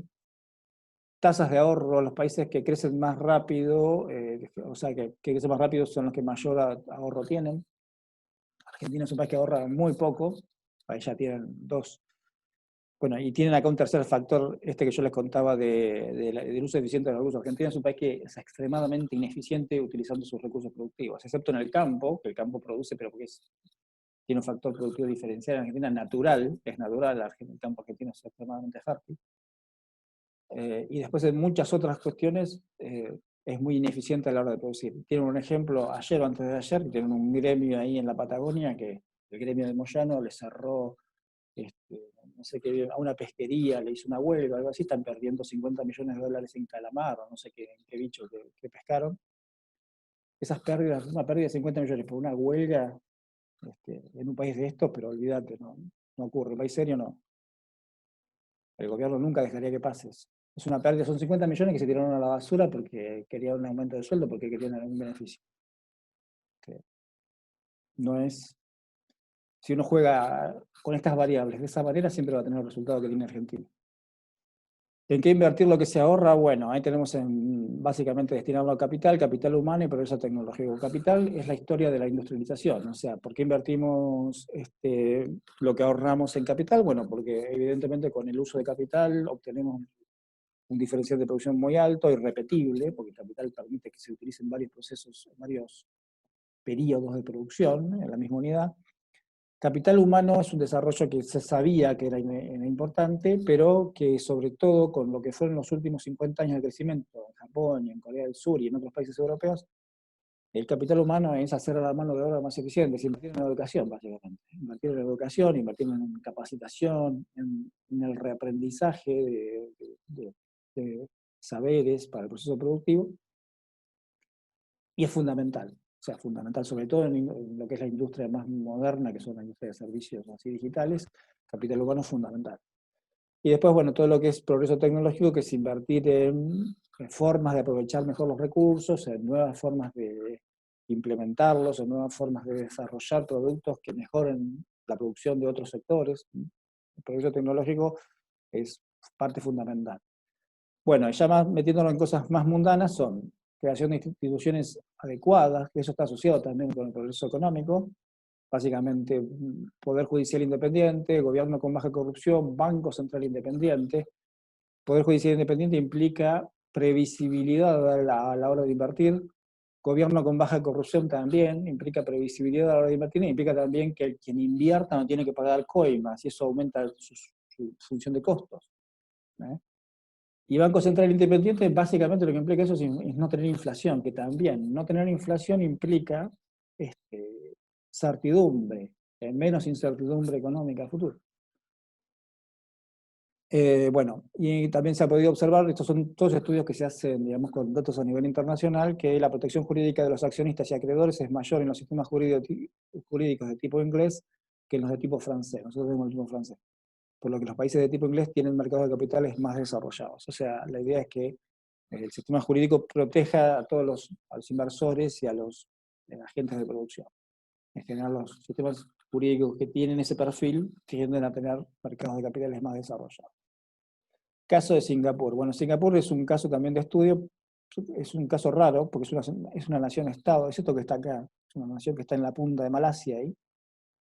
Era una colonia como Malvinas, era una colonia británica, que está, fíjense que está ubicado ahí en el estrecho de Malaca, que es este que está acá, que es un paso, China está acá arriba, ¿no? Todos los buques venían de Europa, pasaban por acá, giraban y se volvían para acá. Entonces, Gran Bretaña tomó a Singapur, la tomó como colonia, y era una ciudad que era paso, aeropuerto militar, y era un control de esta curvita que había ahí. Singapur se independiza de Gran Bretaña en la década del 50 y quedó una isla con un pantano, era una isla con un montón de pantanos dando vueltas. Lo que hizo la experiencia de Singapur fue la de tomar, la de generar primero, sabían que no tenían nada, o sea, precisamente son una ciudad de estado que no tenía nada, era un puerto, nada más que estaba bien ubicado, pero nada más. Así que lo que hicieron fue generar condiciones de inversión de empresas muy grandes, o sea, favorecieron a que se instalaran en sus instalaciones de empresas muy grandes, crearon un mercado financiero muy liberado, lo que mal llamarían acá la gente paraísos fiscales. Y lo que hicieron también es permitir el desarrollo de un montón de empresas de alta tecnología, fueron aceptando empresas de alta tecnología que produjeran en su territorio. Singapur es grande, debe ser un poquito más, debe tener el tamaño de la capital federal, más o menos. Y creció enormemente con una ley muy fuerte, una ley muy fuerte pro empresa, enormemente favoreciendo a las empresas. Tal es así que, acá tiene un ejemplo, esto está publicado en la tapa de un libro que habla del desarrollo económico de Singapur.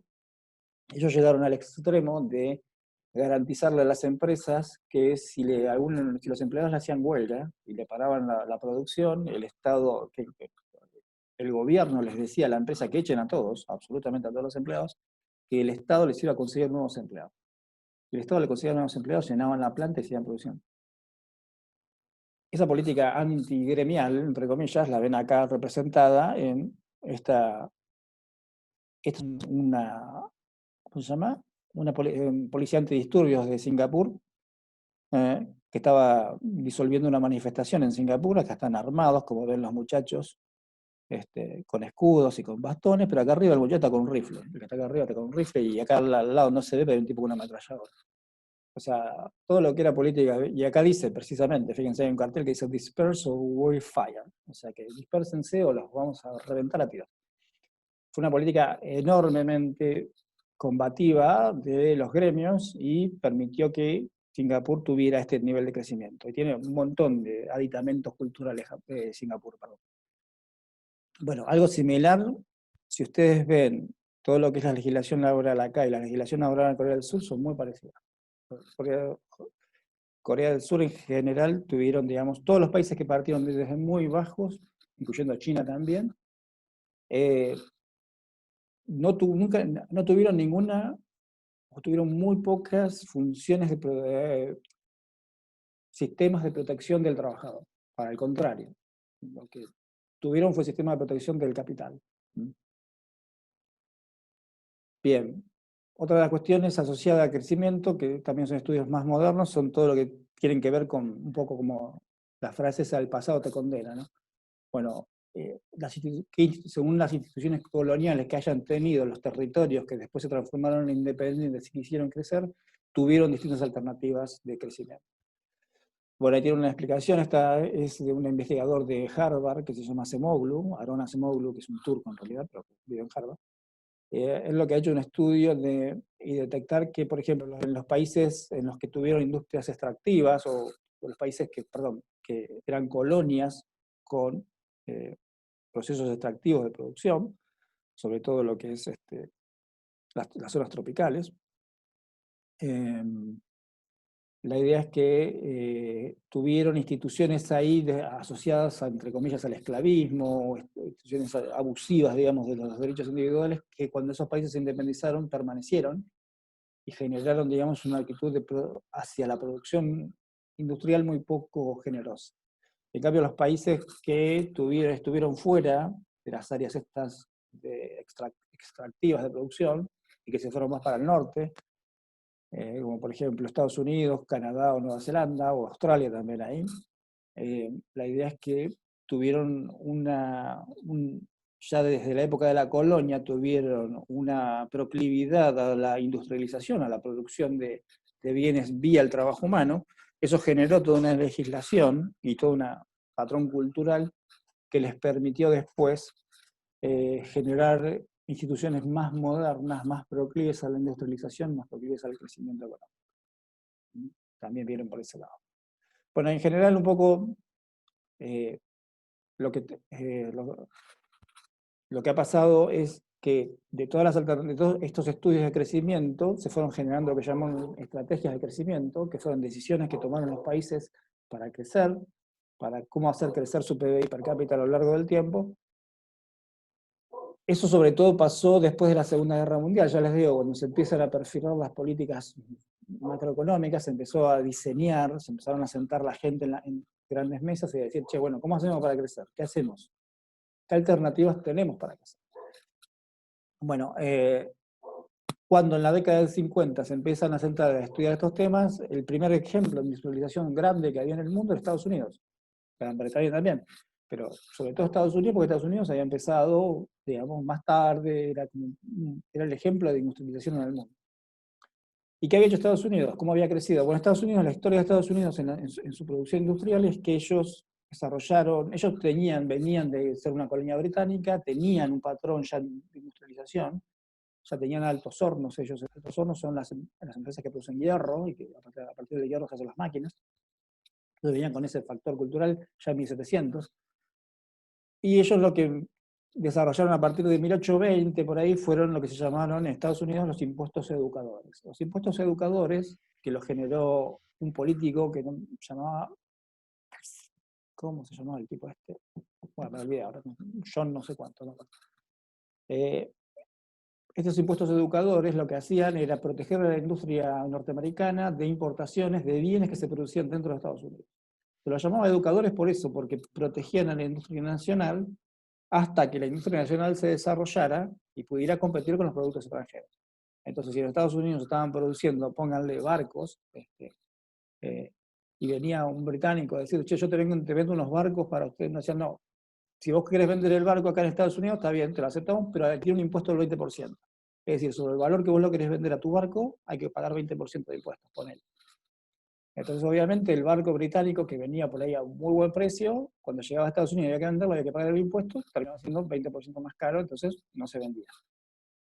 Eso protegía a la industria naval norteamericana, tal que el que quería comprar un barco en Estados Unidos terminaba comprando un barco hecho en Estados Unidos. Y así con un montón de industrias. Eso se llamó impuestos educadores. Ese fue uno de los primeros ejemplos de protección industrial. Estados Unidos a partir de eso generó, en realidad ya la tenía generada, pero lo que hizo fue ampliar y mejorar todo un perfil industrial muy grande. Y una vez que creció Estados Unidos para 1880, 1890, lo que hizo fue abrirse al mundo y empezar a exportar todo lo que tenía. Pero ya exportando de un nivel bien alto. ¿Qué había ahí? Eso se terminó de llamar, digamos, en la década del 50 como industrialización sustitutiva de importaciones.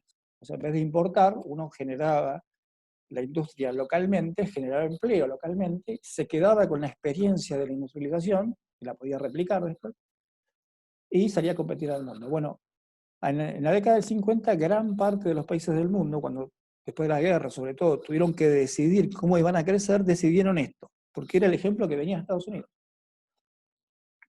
Pero el ejemplo de Estados Unidos venía en realidad con un montón de circunstancias que había que tener en cuenta. Cuando Estados Unidos hace esto de cerrar la economía, protegerla de la industria extranjera, lo que tenía Estados Unidos internamente era un mercado muy grande, porque Estados Unidos siempre fueron millones y millones de personas, siempre tuvieron mucha población. Entonces, cuando se cerraba la economía, los productores norteamericanos atendían el mercado interno, pero el mercado interno es muy grande. Y como era muy grande, ellos podían producir en grandes series. ¿Qué quiere decir producir en grandes series? Que yo en vez de producir un auto, producía 100.000 autos, póngale. Entonces, cuando yo logro producir una serie muy grande, el auto número 100.000 me sale muy barato, porque los costos fijos, que eso no lo vimos, algún año voy a tener que enseñar esa parte. Los costos fijos se fueron apalancando con la producción. Cuando yo tengo series de producción muy grandes, los costos fijos cada vez son más pequeños, y eso hace que el producto número 100.000 me salga re barato. Si yo produzco el primer auto va a salir muy caro, porque recién aprendí, recién estoy viendo cómo se monta, me lleva mucho más tiempo. Pero yo cuando produzco el auto 100.000, me sale re barato producir. Ustedes imagínense, yo puedo producir un auto en el garage de mi casa, con unos amigos, juntos, me lo armo, por ahí tardo 2 años en armarlo, que anda a saber si termina bien armado, y después si yo no tengo que vender ese auto, por el costo que me costó a mí producirlo, lo tengo que vender en 3 millones de pesos, no me lo va a comprar nadie, obviamente. Ahora, si yo ese proceso lo repito 100.000 veces, el auto número 100.000 lo voy a hacer en 3 horas, obviamente voy a tener mayor equipamiento, y va a salir re barato en términos de horas de trabajo, material. La idea es, yo puedo hacer el truco este de industrialización sustitutiva de importaciones si yo tengo un mercado interno grande. Si yo no tengo un mercado interno grande, este chiste sale caro. Porque yo voy a hacer producciones cortas, supóngase que en vez de tener la población de Estados Unidos, tengo la población no sé, de Nicaragua. Y hago el mismo chiste. Para abastecer el mercado nicaragüense yo necesito una centésima parte de la producción que necesito para el mercado norteamericano. Entonces yo en vez de producir 100.000 autos, produzco 1.000. Y ya con eso me sobra para todo el mercado. Pero el auto 1.000, yo no logré abaratar los costos de producción. Entonces yo el auto número 1.000 que produzca va a ser carísimo. Y si es carísimo, yo no lo puedo exportar. Yo lo meto en un barco, lo llevo a Francia y te lo quiero vender, ¿cuánto sale? $30.000. ¿Qué? ¿Un fitito de $30.000? No, es carísimo. No, pero no sé qué es, la patria, no sé qué, no. Entonces, este industrialización sustitutiva de importaciones sirvió para economías grandes, como Estados Unidos o como la misma Europa, porque Europa al unificarse cortó las barreras internas, las aduanas internas, entonces la producción de toda Europa fue como la producción de Estados Unidos, fue como la producción de un gran país.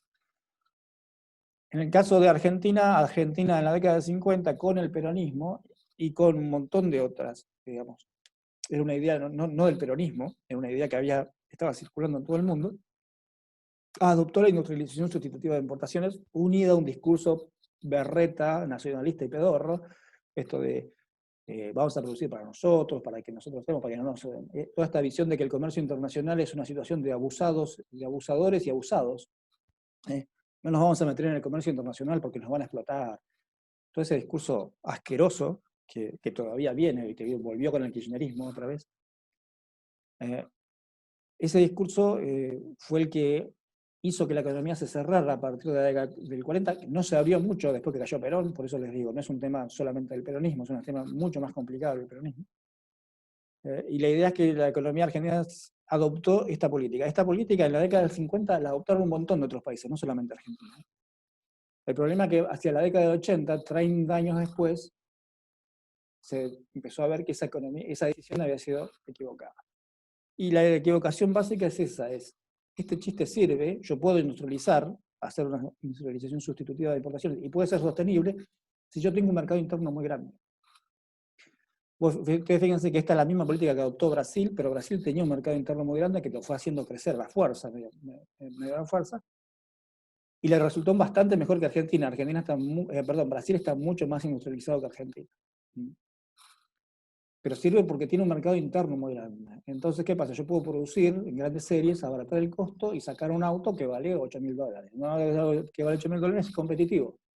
Ahora, si yo saco un auto que vale $20.000, no se lo vendo a nadie. ¿A quién se lo vendo? Si es el mismo, o sea, un mismo auto, que en un lado me lo venden 8.000 y en otro 20.000, obviamente nunca voy a comprar el de 20.000.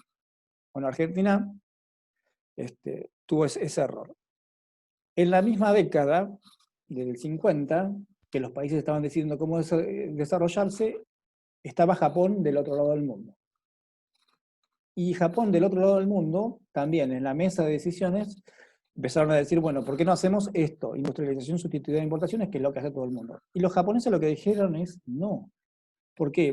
Porque los japoneses comen arroz, pero no son tarados. Dijeron, el problema acá es que necesitamos un mercado interno grande. Y nosotros venimos de la Segunda Guerra Mundial. Nosotros venimos de que nos tiraron 2 bombas nucleares. No tenemos un mercado interno grande. Agradecer que llegamos a fin de semana y comemos arroz. O sea, no tenían un mercado interno ellos en la década del 50. Entonces lo que dijeron, pero lo que sí entendieron es que la lógica es esa. La lógica es industrializarse, pero producir grandes series. Entonces, lo que se plantearon en la década del 50 los japoneses es si nosotros producimos, ¿quién nos compraría en grandes series? Y el único mercado grande que había en ese momento, después de la Segunda Guerra Mundial, era Estados Unidos. Porque Estados Unidos quedó incólume después de la Segunda Guerra Mundial, no sufrió ningún bombardeo, la gente era la mayor economía del mundo. Entonces los tipos dijeron, bueno, vamos, lo que vamos a hacer es, vamos a poner industrias acá, pero las industrias que estén acá van a producir para abastecer al mercado norteamericano, que es el que tiene plata. Nosotros no tenemos plata para comprar lo que producimos. Nosotros no tenemos mango, si estamos todos vestidos de kimono y venimos de 2 bombardeos nucleares y todo el pesar. Entonces lo que hicieron fue generar un montón de industrias, muchas de las industrias habían producido armas para la Segunda Guerra Mundial, se retransformaron y se convirtieron en industria de bienes de consumo. Empezaron a producir autos, motonetas, empezaron a producciones industriales muy pequeñas, muy baja escala. Pero se las empezaron a vender a Estados Unidos. Y por ahí el salto cualitativo más grande que tuvo Japón fue, empezaron produciendo, ya les digo, bienes industriales muy poco desarrollados, como podían ser las motonetas, lo que nosotros vemos hoy como ciclomotores. Ellos lo empezaron a producir en la década del 50 y 60 y se lo empezaron a llevar a Estados Unidos. Y está buena la anécdota esta porque Honda, que empezó a llevar estas pequeñas motonetas, cuando llegó a Estados Unidos se empezó a dar cuenta que el yankee promedio no quería estas motitos porque era una porquería. Ellos querían una Harley Davidson con un gran caño de escape, con gran potencia. Y estas eran una bicicleta con motor. Pero, investigando en el mercado norteamericano, descubrieron que las chicas que iban a la universidad o al secundario, sí les gustaba esto. ¿Por qué? Porque era barato, porque era una opción que era gracioso, era divertido para salir a andar los fines de semana. Entonces apuntaron las motonetas a este segmento, que eran las jóvenes, adolescentes que querían andar en motito. Ese mercado empezó a crecer. O sea, lo que hicieron siempre los japoneses fue constantemente tener gente de marketing en Estados Unidos y avisar cuando la gente se quejaba del producto. Las primeras motitos japonesas eran una porquería, duraban una semana y se te rompían. Pero los tipos fueron aprendiendo y retroalimentaban a las fábricas de Japón con información. Le decían, che, falla el carburador. Che, hay quejas porque la rueda se pincha. Hay quejas porque, no sé, tal parte del motor no funciona. Todo eso volvía a Japón, se rediseñaba la moto, se volvía a traer ya reparada y así. Eso duró 30 años. Durante 30 años Japón empezó con motitos que eran una porquería y termina hoy con una industria automotriz que es líder en el mundo. La industrialización exodirigida lo que te plantea es eso, es industrialícense, pero no consuman nada de lo que produce. Es lo más antiperonista que van a escuchar en toda la historia. Produzcan todo y vendan todo, todo va al mercado exterior. Busquen quién tiene plata y que se los compre, y produzcan para el tipo que tiene plata. Si uno no produce yo no produzco para mi tía, que yo la quiero mucho, yo produzco para el tipo que me viene a pagar. Entonces el producto, uno se lo produce al tipo que te va a pagar y te va a dar, vos vas a soltar un bien y el tipo te va a tirar dinero. Entonces, a partir de la experiencia de Japón se empezó a crecer enormemente y siempre incursionó en mercados muy innovadores. Para finales de los 90 Japón vendía casi un tercio de su balanza de pago eran productos de software, por ejemplo, juegos. Ahí tienen Nintendo, tienen todo un montón de empresas que tienen que ver con juegos y tecnología. Y se industrializó enormemente, pero siempre todo lo que se produce en Japón se pone en un container y afuera, se vende afuera. Eso es lo que se llama industrialización exodirigida. Una vez que los países del sudeste asiático vieron que Japón despegó siendo una isla que estaba hecha pelota, que no tiene nada, empezaron a copiarlo a Japón. Y ahí siguió siguió primero Corea del Sur, que Corea del Sur y Japón tienen una relación muy estrecha porque están enfrente uno del otro. Después siguió China y después siguió todo el sudeste asiático. Hoy por hoy están todos metidos en este chiste de vamos a producir para exportar. Y cuando llega la década del 80, y todo el mundo mira para atrás, se dieron cuenta que esa era la decisión correcta. La decisión correcta no era la industrialización sustitutiva de importaciones, sino que la decisión correcta era la industrialización exodirigida. Y la industrialización exodirigida implica abrir la economía. Espero que salgan de este curso con esa religión. Tómenlo como un credo bíblico. Uno no puede crecer si no tiene la economía abierta. Y la industrialización exodirigida le llevó eso, digamos. Bueno, todos los países empezaron a copiarlo, algunos con mayor o menor éxito, pero en general este fue el camino comparado en la década del 50 que dio mejores resultados. Lo que les va a quedar después es dos estrategias que son la estrategia de mercado, que es básicamente era la estrategia que tenía Argentina antes de la década del 40, que era la de, decir, Argentina que tiene trigo, vaca, minas, ovejas en la Patagonia, no sé. Bueno, eso es lo que tenemos para ofrecer al mercado. Si eso es lo que tenemos para ofrecer al mercado, vamos a exportar esto. Punto. ¿Implica industrializar? Puede ser que implique industrializar la estrategia de mercado, ¿no? Si yo ya tengo una industria instalada y yo me puedo meter en el juego de industrializarme con una estrategia de mercado. Pero en principio es esto de, yo tengo ciertos recursos naturales y esto es lo que tengo para ofrecerle al mundo. Y después están lo que llaman estrategias ad hoc, que ya mezclan un montón de circunstancias. Y ahí siempre me encanta el ejemplo de Canadá. El ejemplo de Canadá es el país que está arriba de Estados Unidos. Canadá es una nación pequeña, enorme, grande como Brasil, pero menos poblada que nosotros. Y lo que hicieron los canadienses fue muy simple, decir, bueno, mira, nosotros en realidad estamos rodeados de Estados Unidos, porque ellos limitan al norte y al sur de Estados Unidos. Así que lo que hicieron fue, tenemos a la nación más industrializada pegada a nosotros, y bueno, nosotros lo que podemos hacer es proveer a ese proceso industrial norteamericano de insumos. Entonces lo que hicieron fue generar del otro lado del lago Michigan toda una enorme ciudades industriales que provee de insumos para la industria norteamericana. Y los tipos viven espectacularmente bien, o sea, crecen como un riñón pegado a Estados Unidos, a la industria norteamericana, y que alguien me diga que en Canadá vive mal. O sea, Canadá tiene un nivel de vida similar al norteamericano, pero los canadienses adoptaron, por ejemplo, un sistema de protección de bienestar social parecido al europeo. Entonces, tenés los sueldos de Estados Unidos, pero si te quebras una pierna, vas al hospital y te curan gratis. Y tienen un montón de cosas así. Y tiene un perfil autónomo, aunque siempre muy ligado a Estados Unidos. Bueno, esa es una estrategia ad hoc. ¿Por qué? Porque no fue industrialización sustitutiva, no fue exodirigida. Si bien parece que fue exodirigida, en realidad está exodirigida a su vecino. O sea, es como decir, che, bueno, mira, tenemos un vecino acá que está creciendo mucho, nos enganchamos a él, le tiramos así un gancho y nos quedamos atados a él y listo. Y crecemos y la pasaron bien. O sea, hay muchas estrategias así ad hoc de distintos países. Bien, ahí cerramos crecimiento. Crecimiento siempre es un área muy emocional para Argentina porque somos un desastre en crecimiento. Bueno, desarrollo económico no somos tan desastre. Lo que vamos a tener es, a partir también de la década del 50 y 60, empieza a haber una divergencia entre los analistas para entender cuándo a un país le va bien o cuándo le va mal, porque hasta ese momento crecimiento y desarrollo era exactamente lo mismo. Entonces vos eras un país desarrollado si tenías mucho PBI per cápita, que era lo mismo que ser un país que había crecido mucho. Bueno, acá la idea es que hay muchos otros indicadores que nos pueden dar una mejor información de cómo es el nivel de vida en esa economía. Entonces ahí tenemos, por ejemplo, esperanza de vida en años, tasa de mortalidad infantil, acceso a agua potable, alfabetismo en los adultos.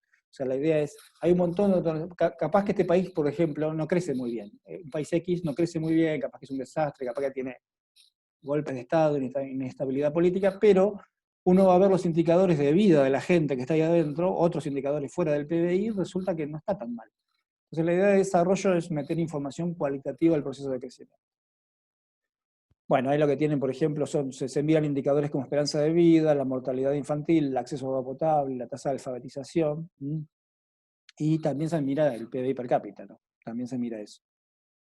Bueno, ahí se creó lo que se llama un índice de desarrollo humano, que va entre 0 y 1, y ahí combina la información esta de salud, esperanza de vida, educación, que es tasas de alfabetismo, tasa bruta de matriculación en las escuelas, y estándar de vida, que está medido como el logaritmo del producto per cápita, que es información de que venía del crecimiento. O sea, estos tres indicadores, que son muy simplones, la idea es que se combinan en uno, y ahí, bueno, ahí Argentina zafa un poco más porque tiene, cuanto más cerca de uno es mejor, y acá Argentina tiene 0,8866, que es parecido a Letonia, Latvia, que parece muy más.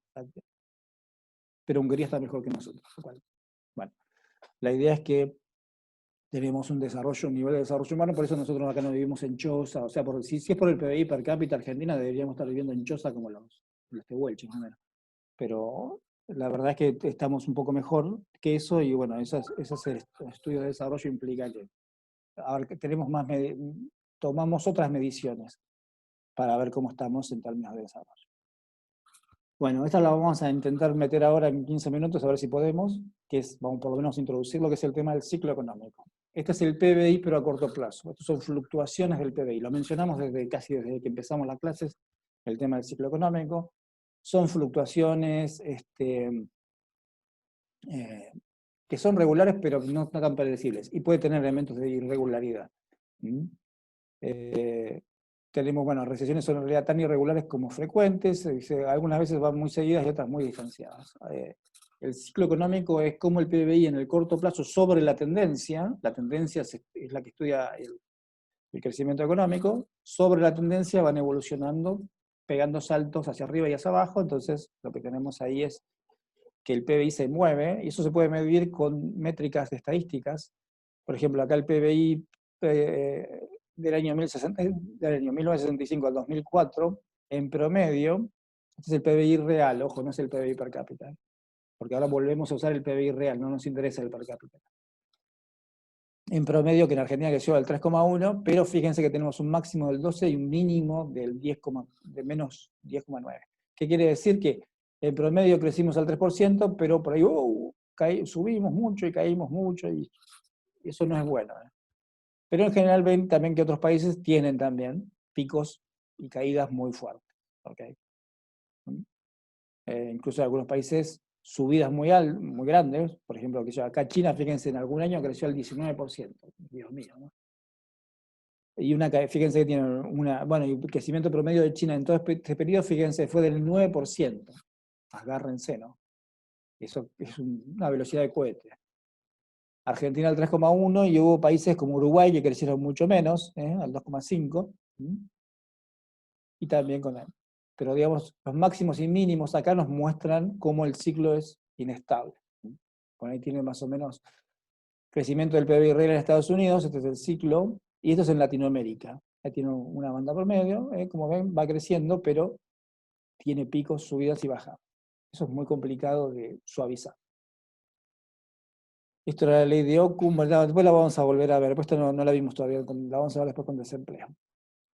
La idea acá es que hay 4 fases en el ciclo económico. Tenemos el auge, que es el punto máximo de actividad del ciclo, cuando alcanza el pico.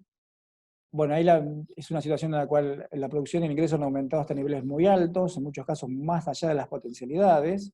Ahí teníamos lo que habíamos visto en la clase anterior del acelerador de la inversión. Ahí estamos, es el momento en el cual toda la actividad económica crece y estamos todos apostando que a eso se va a mantener en el tiempo. Entonces, como ya apostamos eso, empezamos a invertir y por ahí nos fuimos de mambo, o sea, nos fuimos lejos de lo que realmente podemos abastecer.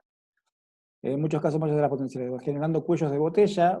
Y cuello de botella es cuando uno, por ejemplo, demandan 100 y la oferta es 20. Entonces no se puede abastecer esta demanda de 100 con 20, entonces empieza a trabar las transacciones. La demanda agregada se encuentra en su punto más alto, mientras que el nivel de desempleo en su punto más bajo. Esa es la parte buena esta del ciclo. Los salarios y beneficios son máximos. Las dificultades para hacer frente a la demanda creciente provoca un incremento en los precios. Bueno, lo que tenemos es exceso de demanda, en el pico hay mucho exceso de demanda y eso presiona siempre los precios, incluso en las economías más desarrolladas.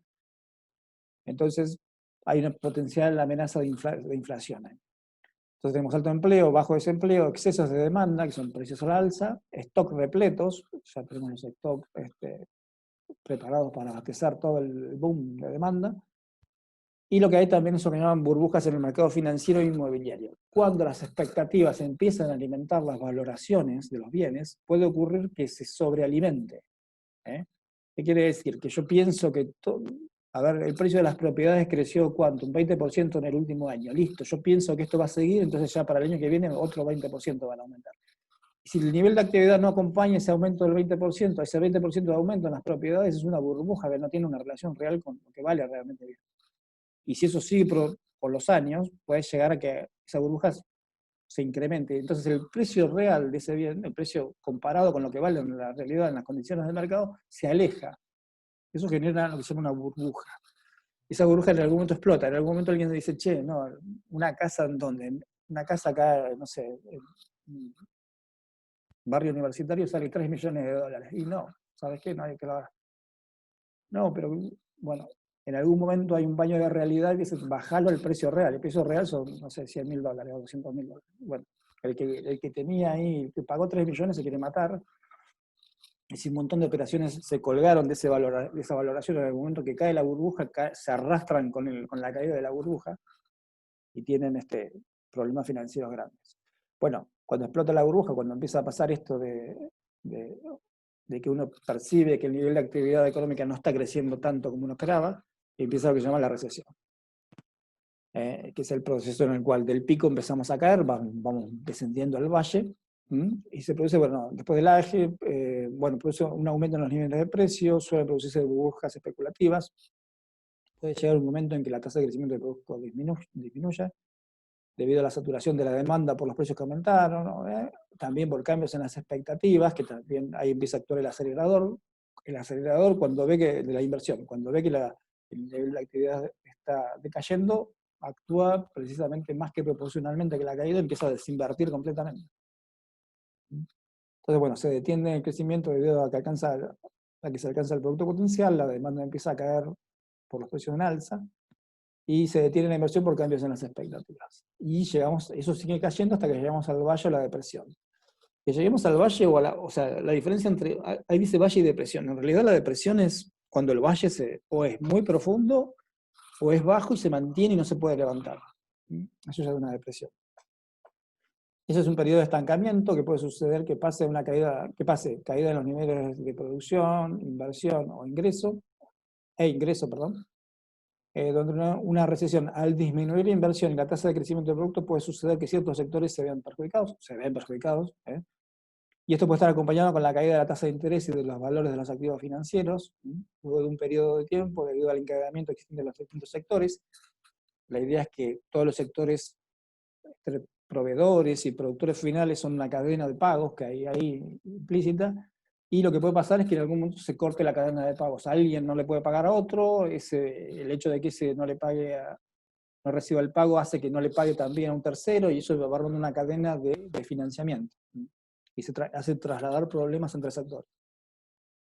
Termina de caer el nivel de actividad, el nivel de demanda y de ingreso, bueno, y eso se llama depresión. Durante la depresión las expectativas son obviamente negativas y los valores de los activos pueden caer. Bueno, en resumen, caen en tasas de interés y precios, problemas de caída en la cadena de pagos, punto más bajo de la demanda y alto desempleo. Ahí el desempleo empieza a subir. Hay una cuestión fundamental en toda esta fase, que después la vamos a volver a mencionar, pero sí, cuando uno cae en el valle o la depresión, lo que hay son expectativas inflacionarias, es un problema que se suma. ¿Qué quiere decir expectativas inflacionarias? Que aún pese a que ahí dice caída de tasa de precios y de precios, si los precios no caen, o hay expectativas inflacionarias, el primer ítem no se cumple. Y vamos a tener todos los tres ítems de abajo, que son feos, son muy feos, junto con la inflación. Eso se llama estanflación. Y sin esta inflación es un enorme problema después salir de la estanflación. Y después, bueno, si estamos en una situación normal sin esta inflación, la recuperación, viene el proceso de recuperación, que es el momento en que se reacomodan todos los actores económicos en la parte baja del ciclo y empiezan a ver, bueno, las nuevas posibilidades de negocios honestas, y ahí puede ser que el Estado intervenga. Ese es el momento, este momento de acá, vaya depresión, es el momento en que Keynes dice, acá muchachos, es donde tienen que ir los bomberos a apagar este incendio. Es el momento en que intervenga el Estado. Ahí el Estado puede intervenir apoyando, tanto puede ser por política monetaria, facilitando créditos, o por política fiscal, haciendo obra pública, sin que esté Lázaro Báez dando vueltas.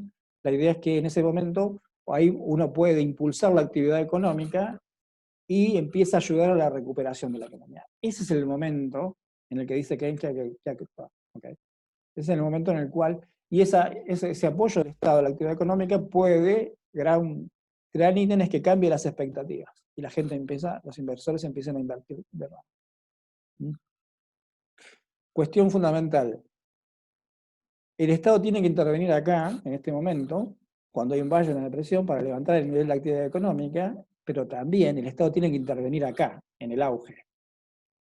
Porque si el Estado no enfría la economía en este momento, se generan expectativas inflacionarias, o presiones inflacionarias, que son las que van a provocar después más lío. Entonces, en las naciones desarrolladas, el Estado interviene en el auge y en la depresión. Okay. Acá en Argentina, en el auge, olvídate, no interviene nunca. Bien, entonces ahí tienen todas las fases de auge, recesión, valle, y tienen todos los ítems atados a cada una de las fases. Bueno, hay caso extraño Australia, que no registró ciclo, recién ahora con la pandemia, está registrando la caída, pero fíjense que Australia desde el año 1990 hasta ahora son 20, ¿cuántos son? 30 años, ¿no? Son 10 al 2005, no más, son 10, 20, casi 30 años. 30 años sin recesión. Acá usted parece que hubiera una recesión, en realidad técnicamente no está considerada recesión porque tiene que tener algunos ítems, digamos. Pero fíjense que cuando economías como Gran Bretaña y Estados Unidos cayeron acá, Estados Unidos, Australia hizo pito catalán y siguió. Bueno, Australia es un caso de un país que durante 30 años no tuvo ciclos, no tuvo recesiones.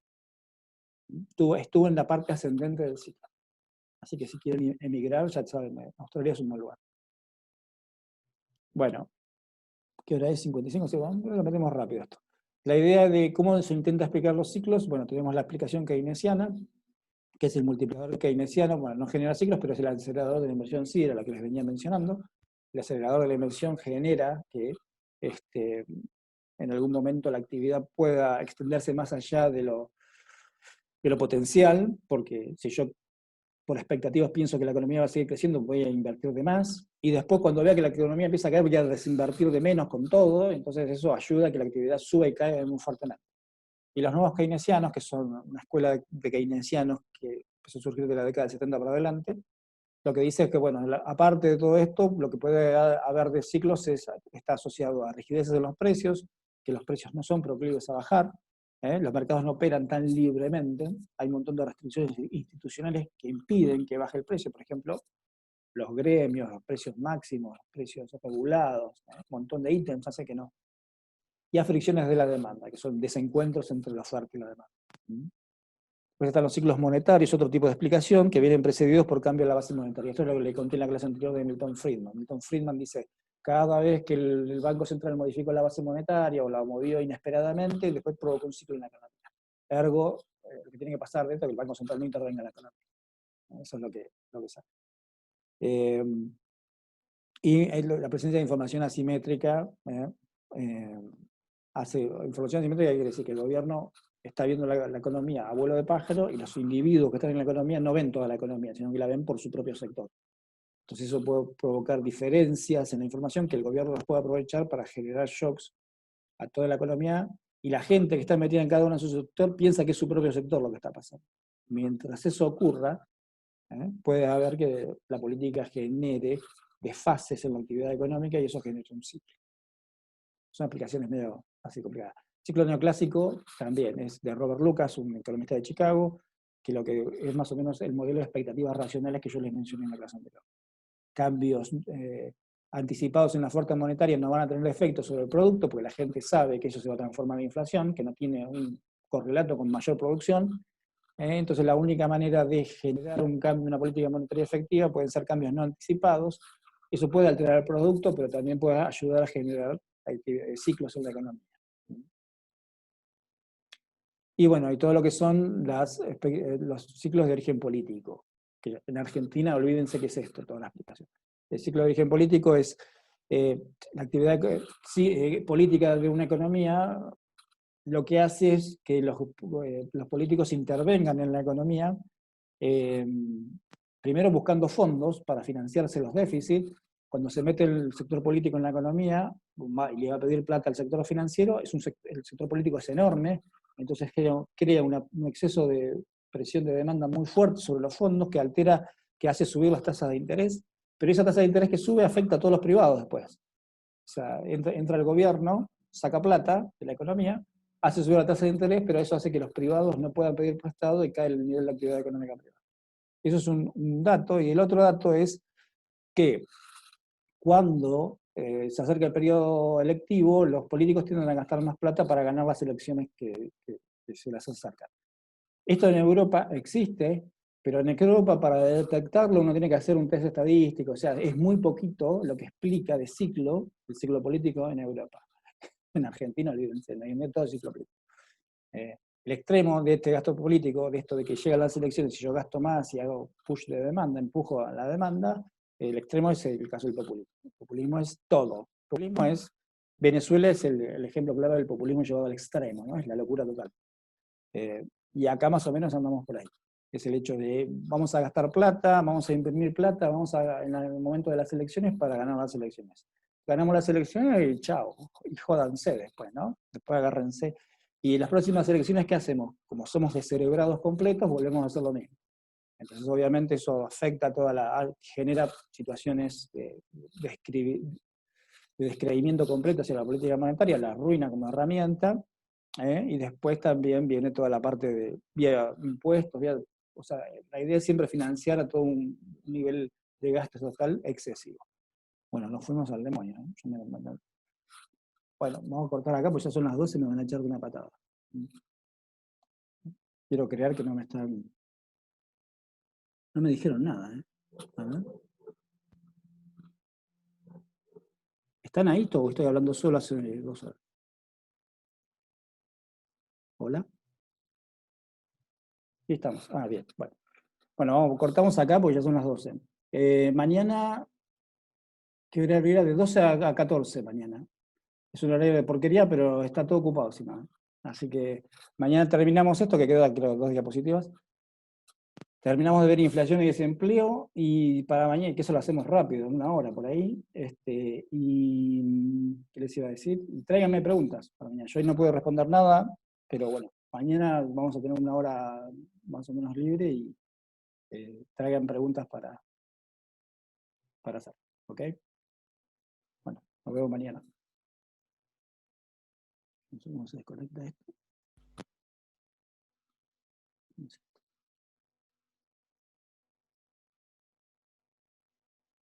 Ahí, ahí.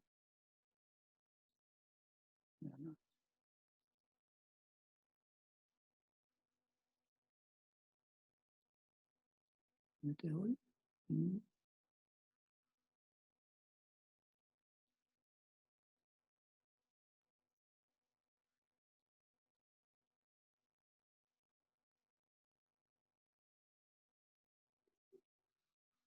Acá abajo.